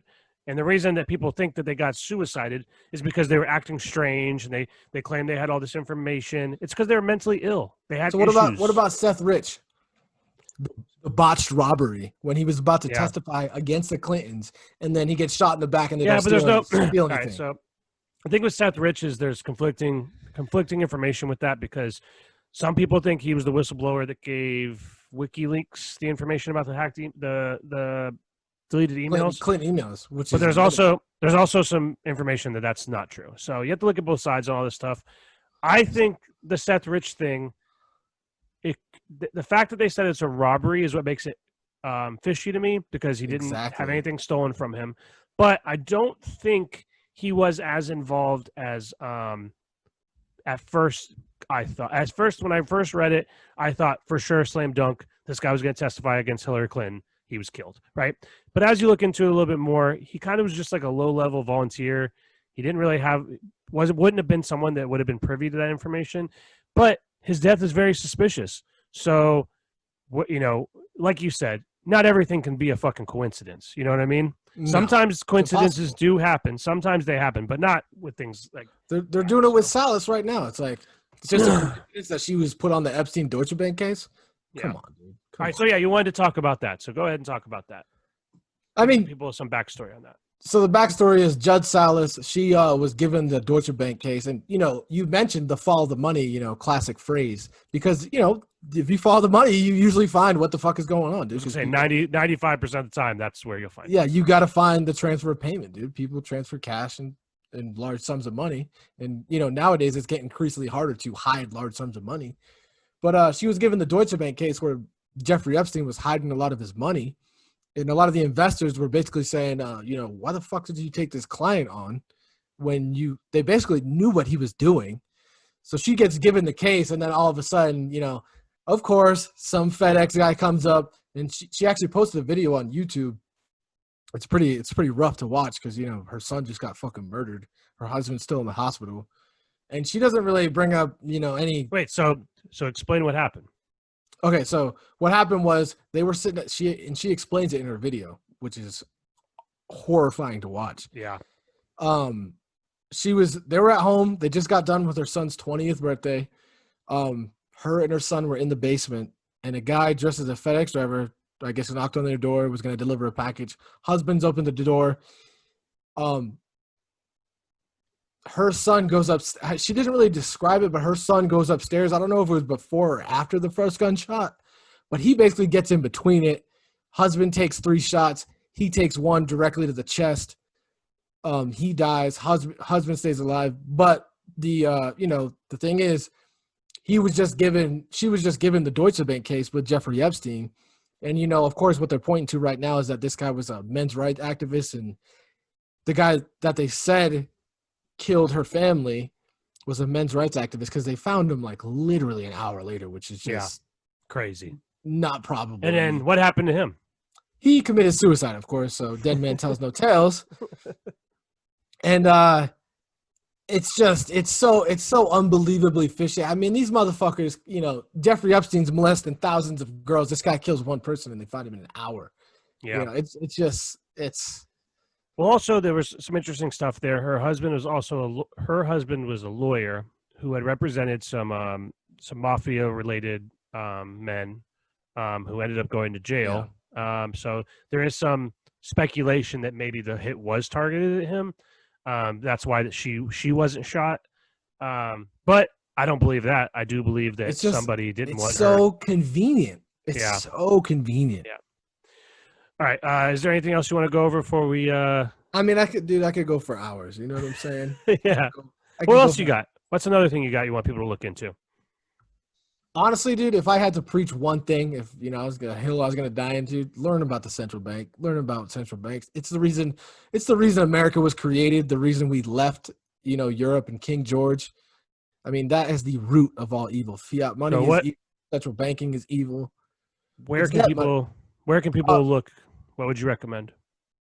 They can read that book, The Death of Money. Watch Max Kaiser on RT on YouTube. He talks a lot about the central banking system, but there's tons of books written on it. I mean, people have known about this for a long time. I mean, the masses don't know about it, but central banking is bad, dude. It's debt servitude. It's debt slavery. That little dollar you have that says, it's a note because that note means it's debt. It's future debt. It's not real money. So yeah. I encourage everybody to learn about that because that rules all at the end of the day. Because also, if you think about it, back in the day, you would, trade with things that had value, things that could be used. The pieces of paper outside of it being a note for money do not hold value. They're very cheaply. Oh, so I almost knocked my microphone over. They're very cheaply made. They're very cheaply manufactured because they're basically worthless pieces of paper that are they're taking place of money. So and we went off the gold standard, which is it looks like we're going back to. And I also encourage it. I want to do an episode on Bitcoin as well because I think Bitcoin is the future. And if people actually read it and understand it and read the white paper, you'll understand that it's some of the hardest money ever created. And we will get into that in the future. We in the sake of time here, let's move on. I have one other topic, and then we'll close out with that the thing we teased earlier. So the first thing I want to talk about is, I'm sure you're familiar. You've seen these. This is something that people have been very excited for. Is the possible presence of aliens on planet Earth? So have you seen? So you've seen the Rogan with the pilot that said he saw what was called they call him Tic Tacs. Yeah, David Fravor. Yeah, but I watched Rogan today. He keeps calling it TikToks, dude. Oh yeah. Well, TikTok's a whole different thing that has a conspiracy theory. So they're calling them Tic Tacs, and the reason they're calling them that is because they were little circular-shaped objects that they were showing. That these pilots were going out on flights, and they would encounter these Tic Tacs, if you will, and they would move in ways that were not humanly possible, not physically possible. Physically, They yeah. change direction. Physics. They'd basically change direction at full speed, up, down, left, right, stop on a dime, hover, change, and at first they thought it was a drone, and then when they got closer, they realized it was too big to be a drone, and then it was too fast to be a drone, and it was completely silent. There was no sound coming off of these machines. So that this came out maybe like 2 years ago, and people were like, "Oh, that's interesting," but there's probably an explanation. And then as time has gone on, more and more information has come out. So a few weeks ago, the U.S. government said they were going to release more information about these UFOs. And again, UFOs does not mean alien. It's unidentified flying object. It could be anything from a weather balloon to someone flying a drone in a restricted airspace to literally a green man in a cylinder, shooting through space. So I wanted to bring up some of the documents they released. So part of their release here is they brought up the fact that there is there's these different government groups that do different things and get paid by the government. And this one that has been a secret until up recently was called the AATIP. It was the Advanced Aerospace Threat and Identification Program. So this is real ATIP. So this is a real government agency that was since about 1962 was basically investigating any aerospace threats and trying to identify them, right? So their purpose, this is all, you can find this online. You can just type in AATIP and these will pop up. But this is they released 9 documents basically describing what they do. So their purpose was to inform the Deputy Secretary of Defense of ongoing initiatives relating to AATIP, establish a Department of Defense AATIP reporting chain of command, and then this is their mission statement: to further identify, understand, and take advantage of a generation of highly advanced technologies and principles that may be currently employed by other countries, actors, or entities, and use this technology to benefit the department and provide the U.S. with a decisive advantage over adversaries and threats. So their whole thing is they want to identify where it's coming from, these ships, if you will, these Tic Tacs, and see if they can reverse engineer it and use it to their advantage, which is something, if you're familiar with Bob Lazar, was his story all along, that's what they had him doing. So there's a lot of information on these pages you can find, but I think the craziest thing is the realization that many of the findings, if used against the United States, may prove to be decisive game changers for our country. So if this isn't aliens and this is Russia or China or another country, that's probably even scarier because they're so far advanced that we think it's from a different planet, Yeah.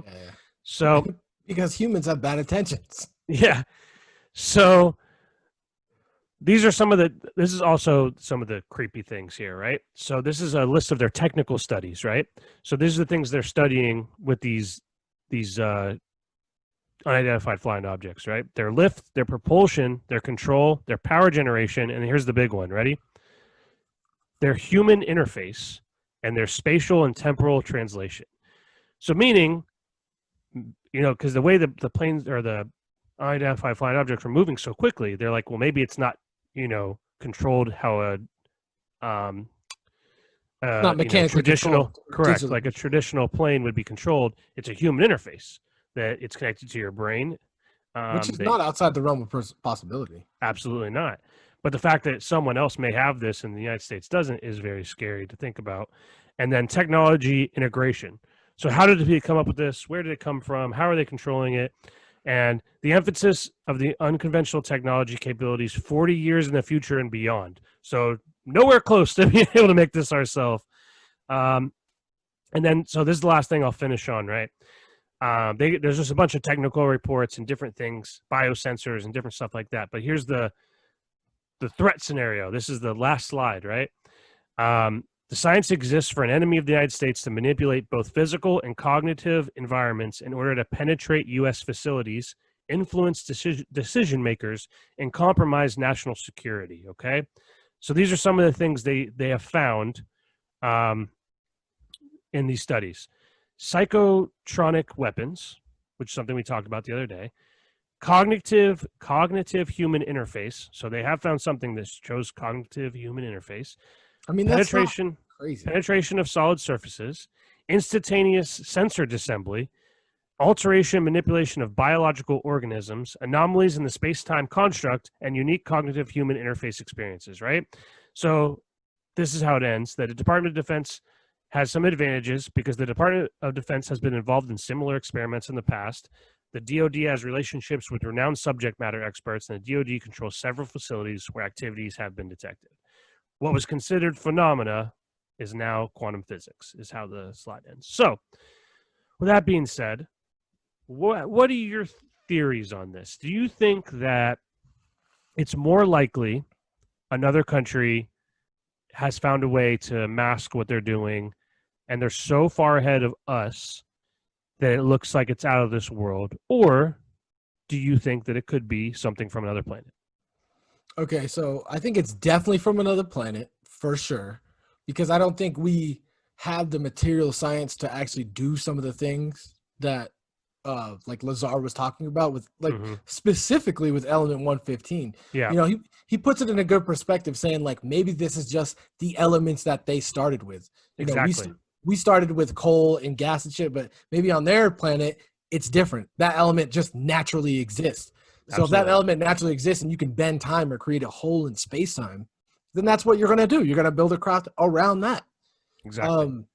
Well, also you got to think we're carbon-based life forms because carbon is the most common, one of the most common elements on the planet. And, you know, water, H2O, is something that we are, our body is basically, 80% water.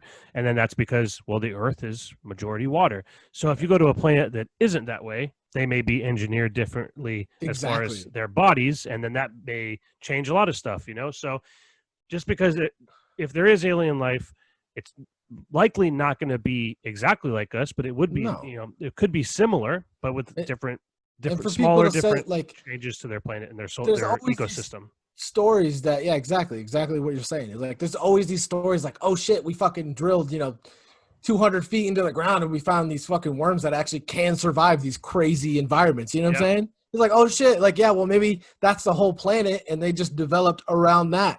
Exactly. And then the other thing is, a good way to like put it in perspective is think of like every color you can imagine, right?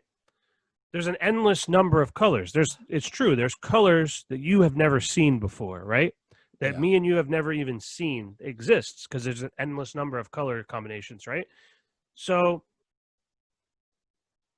we don't know what we don't know. You know what I mean? You don't know what colors you haven't seen because there's so much other things, options. So these elements that are like, well, we would have at least had a theory, or we would know where the hole is and what is missing. It's like, listen, we didn't even know that there was a fourth.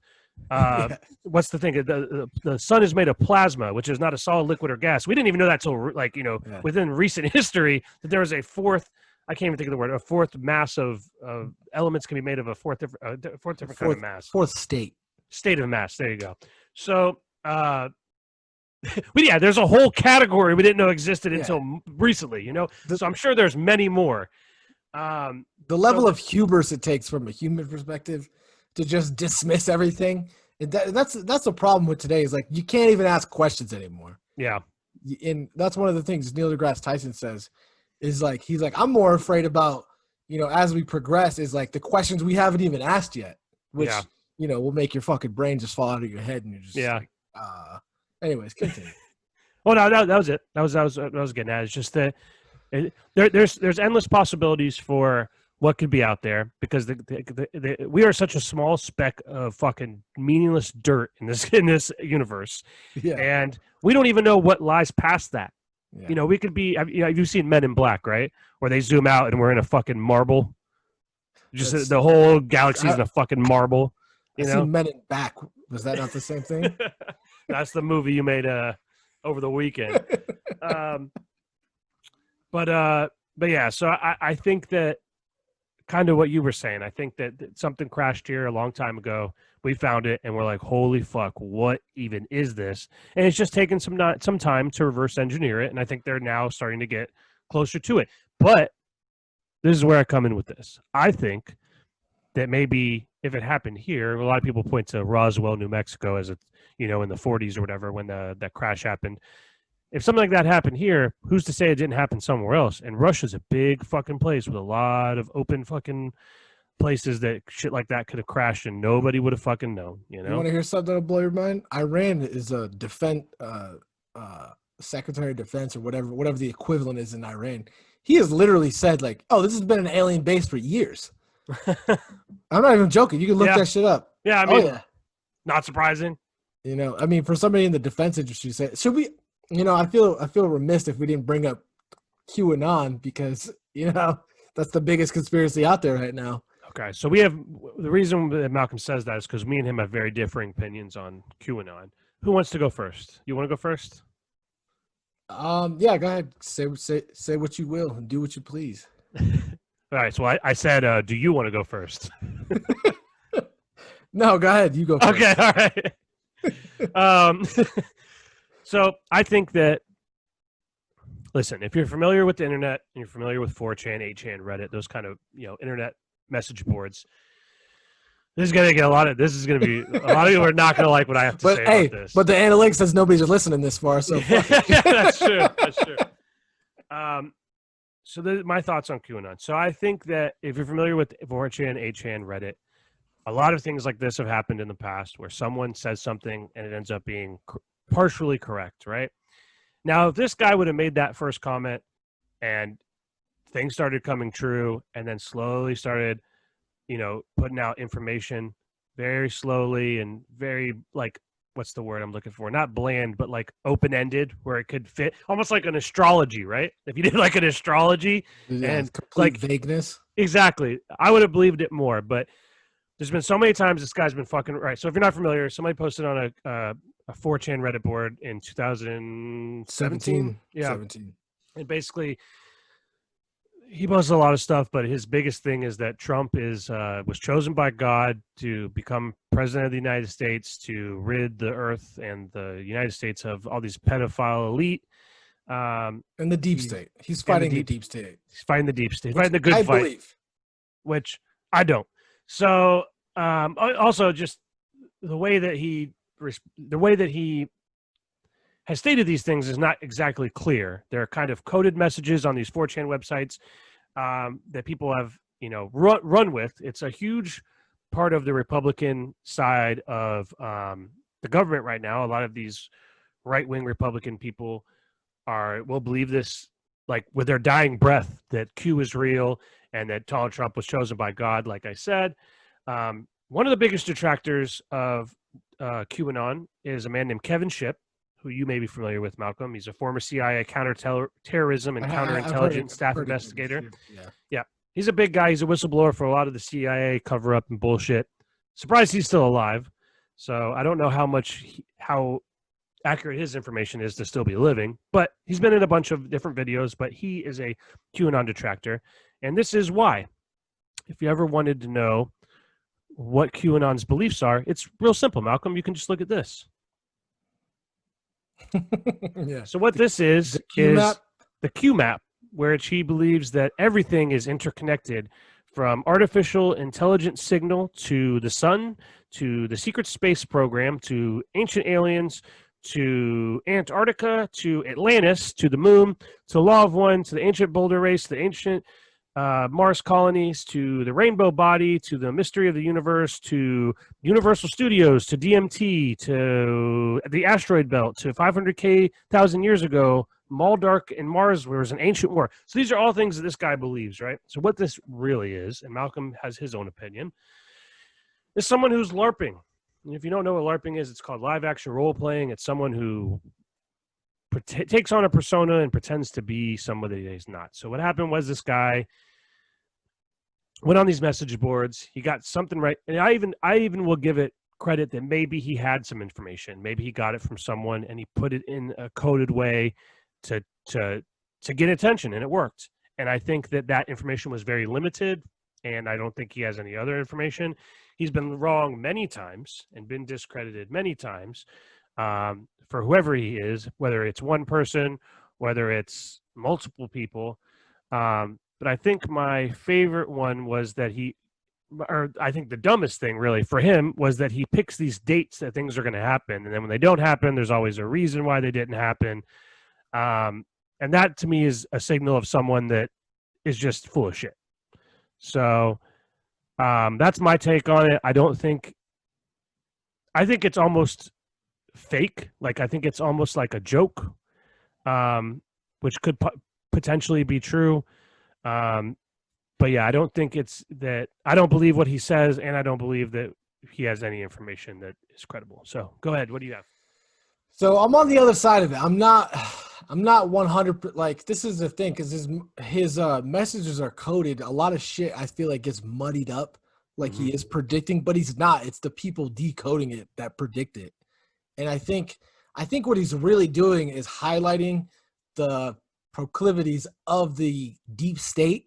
And I think that gets lost in it. Like, I'm with the message, dude. I'm with the message that people need to be examining the CIA, the FBI, all these 17 all these ridiculous amount of organizations that are constantly surveilling you. I think people, do need to pay attention to that, and I agree with the message. Now, do I believe it wholeheartedly? 1%? Am I willing to take the fucking oath? No way, dude. Yeah. But what I'm leaning towards, and what I've always leaned towards, because of course I look at the other side of things, is that I think it's Dan Scavino, the social media director or whatever in Trump's campaign, and I think it's an ad campaign. Yeah, and I think it makes sense. And I think it's a really smart ad campaign, dude. Because I don't know how smart it is, though. It could have been if that's what it is. If it is an Twitter's ad banning campaign, it. I know, but if it is an ad campaign, he could have done a much better job. Well, this is the thing. Instead of just saying the message outright and people denying you, why not just give them a little drip, and then they can interpret it themselves? That's true. Yeah, you know what I'm saying? That's what I think it is, because I haven't seen anything. There are a lot of coincidences that are fucking wild. Yeah, but at the same time, it's just like I haven't. I just watch Falcaball. That's a good. Say that one more time. Falcaball. Falcaball? You haven't watched the Fall of Cabal. Falcaball, that's right. My bad. You're still saying it like it's a sport. I'm freaking transition words, or whatever the fuck it's called. So, but that's a good one. And it dives into it, and yeah, there are it ties all the Pizzagate and the deep state, and it ties it does tie every conspiracy theory basically together. All right, so I think follow cabal, as Malcolm would say, the sport. Sounds I think like it is a dish. I'll take Falcaball, no onions. I think it's a fun watch, but I think most of it's full of shit. I don't like the lady because she's just like, what is this? Well, how can you do that? And it's like a slideshow on PowerPoint. And it's like, was it 3 hours long? She's from the Netherlands. Yeah. So she's a little annoying. But that's the problem, is in the bullshit is truth. I know. I know. And that's the thing. That's what kept me watching it, because I was like, all right, well, I've seen that before, and that's actually true. And but she also is just sucking Trump stick the entire time, which I can't. Listen, I like to be objective. I like to look at things my way. I don't like to look at things, if you're a Republican, everything Republicans do is right. If you're Democrat, everything Democrats do is right. I don't believe that. I believe that they're on the same team. Yeah, and I think that the best way to navigate all the bullshit is to pick your spot and decide, hey, I like this, I like this, I like this, and you put it together, and then whatever falls in line with you the closest is what you would vote for, or what you would want to happen. So I can't stand. The biggest thing for me with the QAnon shit is I was trying to look for it on my phone, but because I know I had a list, but I can't find it right now, is all the times he was wrong. He was wrong about 7 times, and they were major things. One of them was like a nationwide power outage. They were going to cut the internet. There was another one where he said that there was going to be a mass roundup of all these pedophiles, and he had people believing that Ellen was under house arrest on her private island and eating children, all these different crazy bullshit things. And then his whole thing about God choosing Trump to be president Yeah, that's of the where I get United lost. States. Like, first of all, what the fuck are you even talking about? Like, it's just so confusing. And then that's the thing that I think is like the most telling thing for conspiracy theories is that people, they want to believe shit so badly that they ignore the bullshit of it. You know what I mean? They ignore the things, the red flags that pop up because they want to get to that end point. They want the puzzle pieces to fit so bad they're fucking banging and pushing it in there, you know, to make Well, it's make because the everybody puzzle pieces fit. hates the world we live in right now, and it seems That's like true. you have no avenue for justice or anything, dude. Nothing matters. Everybody at the top gets to fuck everybody at the bottom over. There's no accountability at the top, but at the bottom you have to suffer. So people like, and you know what? If it gets people to wake up, then that's why I say I'm with it. I'm with the message, dude. I'm with it. But you know, as far as like all the crazy shit they say, the only thing I take solace in with the Q movement is that in November we'll 100% know if it's true. No, for sure, exactly. You know what I'm saying? Well, one of the ones they had has already passed. They said July 4th, 2020, that John F. Kennedy Jr. was going to come back and or was going to show up and apparently not be dead, and was actually going to be Donald Trump's vice president for the next election. I don't know. That's the problem. He doesn't say that. People interpret that. All right, you know? you keep saying he like it's this guy. I don't know. Anyways, so that's just how I feel about it. So let's wrap this up. We do have one more special thing we're going to do to end the show. To cleanse your palate a little bit. Yeah, because we got pretty deep. We didn't get as deep as I thought we would. But we did touch on quite a few things, but we're going to finish off with it's a little food for thought. Yeah. Some low stake conspiracies, and I'm not talking about low stake like the brand of beef or quality like of beef. In Vegas. So, what these are conspiracy theories that are probably true, and they aren't life and death. You know, they're kind of fun. So, me and Malcolm are going to go back and forth with some of the ones we found. I'm going to start. So, the first one that I saw when it came to low stake conspiracy theories is that. And I think this is the best one. Okay. Stevie Wonder isn't actually blind. He's not blind. That guy's a fucking liar. And I've seen the videos to prove it. Okay. Yeah. So one of the ones is that Shaq tells a story on NBA on TNT or TNT, whatever that show's called, and where Stevie Wonder they used to live in the same apartment complex, and Shaq was walking out of an elevator, and Stevie said, "What's up, Shaq?" and walked in before Shaq said anything. And he's like, "How the fuck did he know it was me?" You know? Have you ever seen him catch the mic? Yeah, and the mic on Saturday Night Live falls, and he catches it. That one's good. This one's like in a church, dude. Or no, I'm pretty sure it was Saturday Night Live. It was like "We Are the World." They were singing "We Are the World" because it was like Prince that knocked over the mic. Pretty sure. And then the other one was Steve Harvey tells a story that he was doing a radio show back in the day, and Stevie Wonder was supposed to be a guest. And Steve Harvey, his phone rings because Steve Wonder is running late. And he's like, "What the hell?" And they're on a commercial break. And he answers the phone, and it's Stevie Wonder. And he says, "Hey, Steve, look out your window." So Steve Harvey goes out to his window and he looks, and then Stevie Wonder is driving his brand new truck in the parking lot. So he's like, "What the fuck?" And he's like, "I just got this truck." So everyone thought it was real funny. But yeah, there's a good clip of him on wherever he is, that concert, where someone knocks the mic over and he just puts his hand out and catches it. Catches it, yeah. So it's like, what? So that's one. What's your low stake conspiracy? I mean, there's so many. I'm just kind of scrolling through this Reddit one, and I mean, I'm not in it for the conspiracy. I'm just in it for how hilarious it is. I like that mom one where the mom keeps accidentally sending her. She keeps sending me her friend's son's Instagram profiles because she wants me. Oh, she wants him to date one of them. I thought her mom wanted to date it. That's lame. Okay, right, police don't want you to smile in your mugshot since it would show people that criminals can be happy. That's true. So one of the ones we talked about that wasn't even online that was that, all right, so think of like a chip brand like Doritos or Frito-Lay or something. When they come out with a new flavor, what they do is the first week or so that new flavor is on the shelf, they fill the bag completely up with chips, right? And then what they do is slowly start putting less and less in the bag. So then you're already buying them because you're like, man, this flavor is really good. And then by the time you realize it, you're buying a bag of chips that has like 4 chips in it, which happens a lot. That shit happens. So you're buying a bag of air. I'll say this because, okay. So in Colorado, every time you buy a bag of chips, right, depending on where it comes from, but 90% of the time, like, the bag is puffed out all the way because of the altitude change. So in Colorado, I haven't seen anywhere else where they have these chips. Is these fucking Tapatios Doritos, dude. They're so fire. They're so good, right? And before you sent me this conspiracy, I went to, because I go to Come and Go like a fucking degenerate at like 1 a.m. every night and fucking get these chips and, like a fucking soda or whatever, dude. However I'm self-loathing at the point.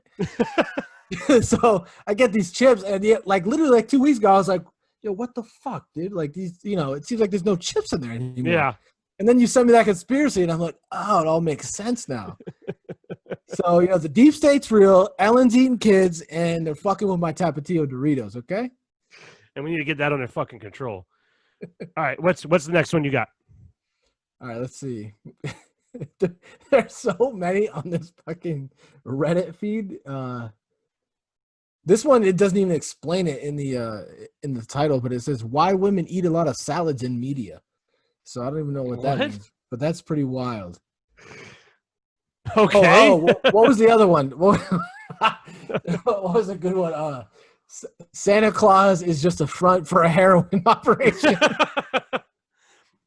I don't know why that would be. And all the kids making toys are actually immigrant workers. Oh Jesus!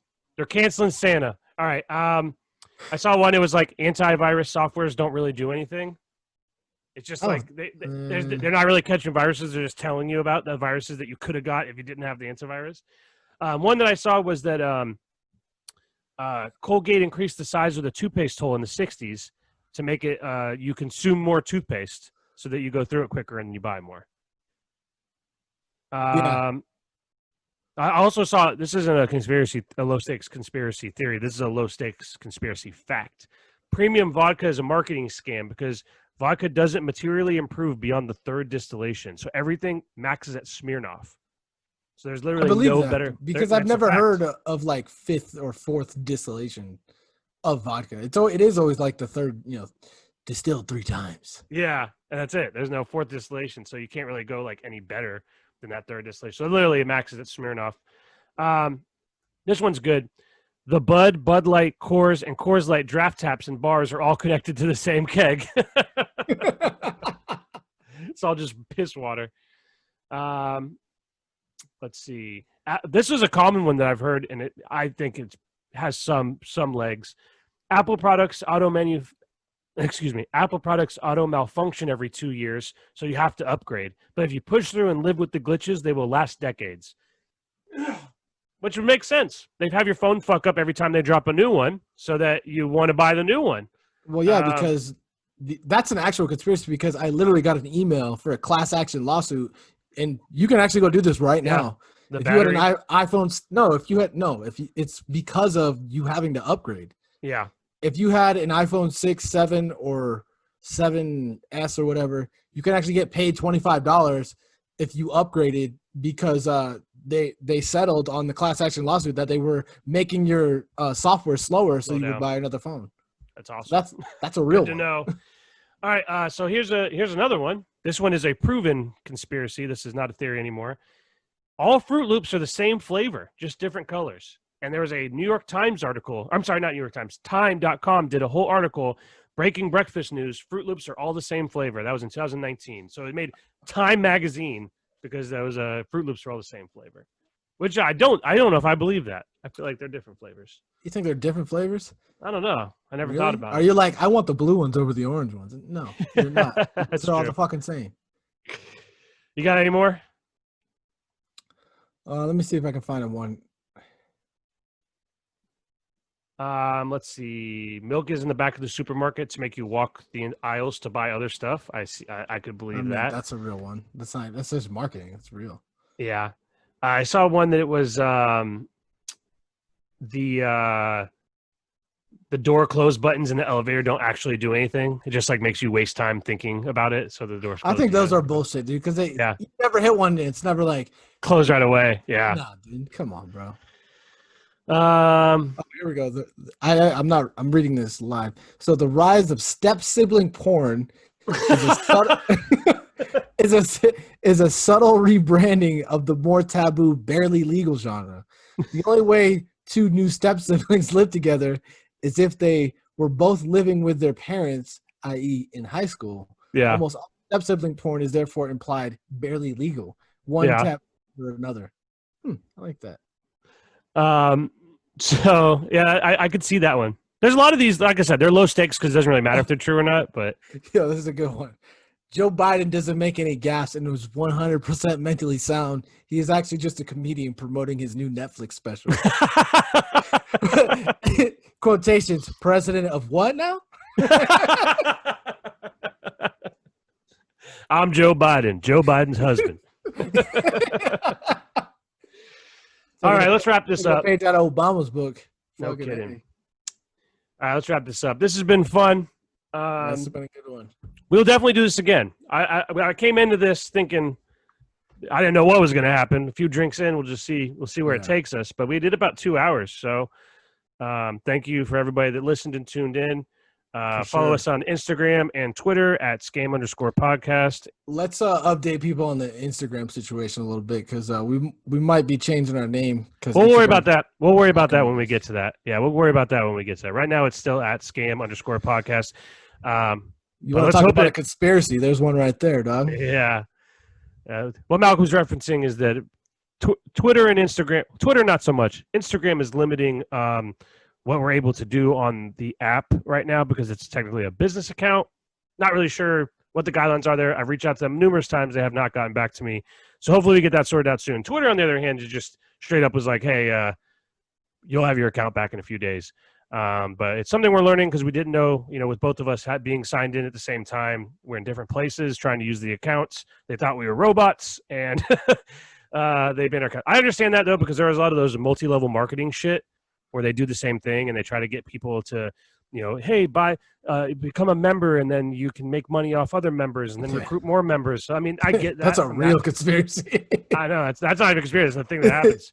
So I could see that those rules being in the place they are because of that. But anyways, that's a whole different thing. So follow us at @scam_podcast at Twitter, @scam_podcast. I mean, I'm a little drunk. @scam_podcast on Twitter and Instagram. Podcastgame@gmail.com for the email. You wanted to say .com, didn't you? Yeah, I know. Scam Space Podcast on YouTube, Apple. If you're listening on iTunes, follow us on YouTube because I've noticed we get a shitload of downloads for the audio and not so many views on the YouTube, which is fine. But if you don't want to see our beautiful faces, that's fine. But you can also just tune in. We do add some other elements with video and stuff that you guys miss out on. So check that out, and we will be back on Friday with our original episode. And again, we'll try to do this once a month.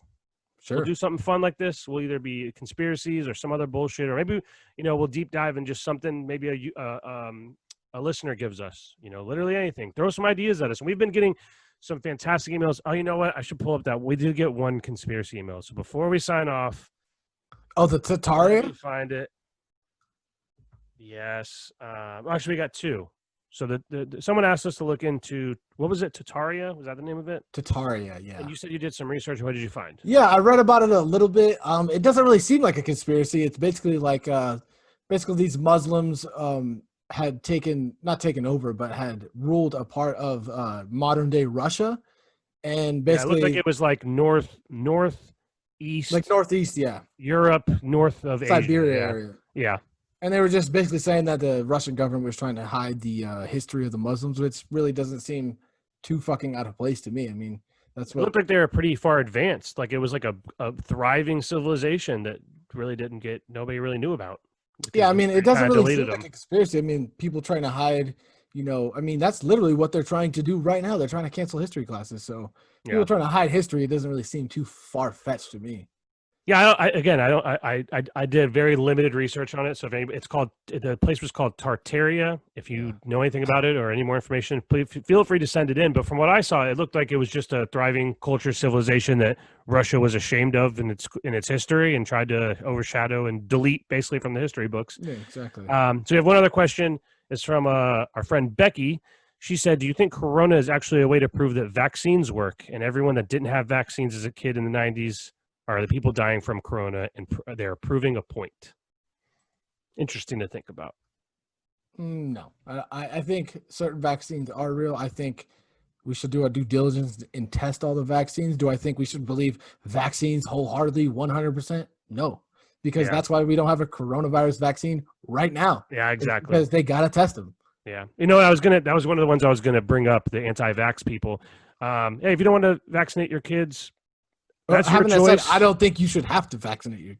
I don't think the government should be able to tell you you can do anything with your body, dude. Yeah. That's just, to me, it's against the rules, bro. Yeah. But I think that's why I was going with that. I think as far as anti-vaxxers, you don't want to vaccinate your kid, you don't have to. I would, for one, I don't have any children, but if I did, I would have them get the vaccines. I think that for how many people get fucked up from the side effects, there's a lot more that if don't take it, get fucking polio and shit. There's a reason those vaccines were invented. So Some of the old ones, yeah, definitely, but some. That's what I mean. Those are the only ones that are. Those are the ones that are required, though. Those are the ones you need: the tetanus shot, the polio shot. There's another one that just to be able to go to school, malaria public school. Yeah, you need those shots. So yeah, one day, fucking COVID's gonna be on there, and we're gonna tell our grandkids about you better take that fucking shot. Have you had a flu shot? I've never gotten a flu shot in my life. That's not mandatory. Me neither, and I've never had the flu. I've had the flu. All right, so I've had the flu one time in my life, and it was about 2 years ago. I had the stomach flu, though. I didn't have the Theraflu flu. I had the stomach flu, and it was brutal. It was what's funny is I thought I was dying. My mom's a nurse, and I thought I was dying. I called her. I was like, "Mom, I think I'm dying," and she was like, "You have the stomach flu." And I was like, "What the fuck is the stomach flu? I've never had this before." And she's like, "Yeah, it's pretty common. You usually get it like every few years. You just get it. It's just something that happened." Have you ever had the stomach flu? I've never had any kind of flu. Okay, so stomach flu is because I'm healthy like an ox. So yeah, it must be those gas station fucking sandwiches. It's like the dude with the snake bite venom, dude. You gotta give yourself a little bit of it every day. Yeah, exactly. Just a little bit at a time. So the stomach flu is basically like similar to what you would get when you get food poisoning, but you can't even drink water, like nothing. Your body can't take anything that hits your stomach is coming back up one way or the other. Oh, is it like food poisoning kind of? You're kidding me, right? I don't know. You said literally what I just fucking said. You fucking Did asshole. You? I heard the symptoms. I didn't hear the description. I said it's just like food poisoning. That's how I started that sentence. You know what? People are claiming that Natalie Portman looks like Keira Knightley, and it's actually the same actress. Oh man! All right. Well, I think it's time to go. So everybody, stay safe out there. We will be back on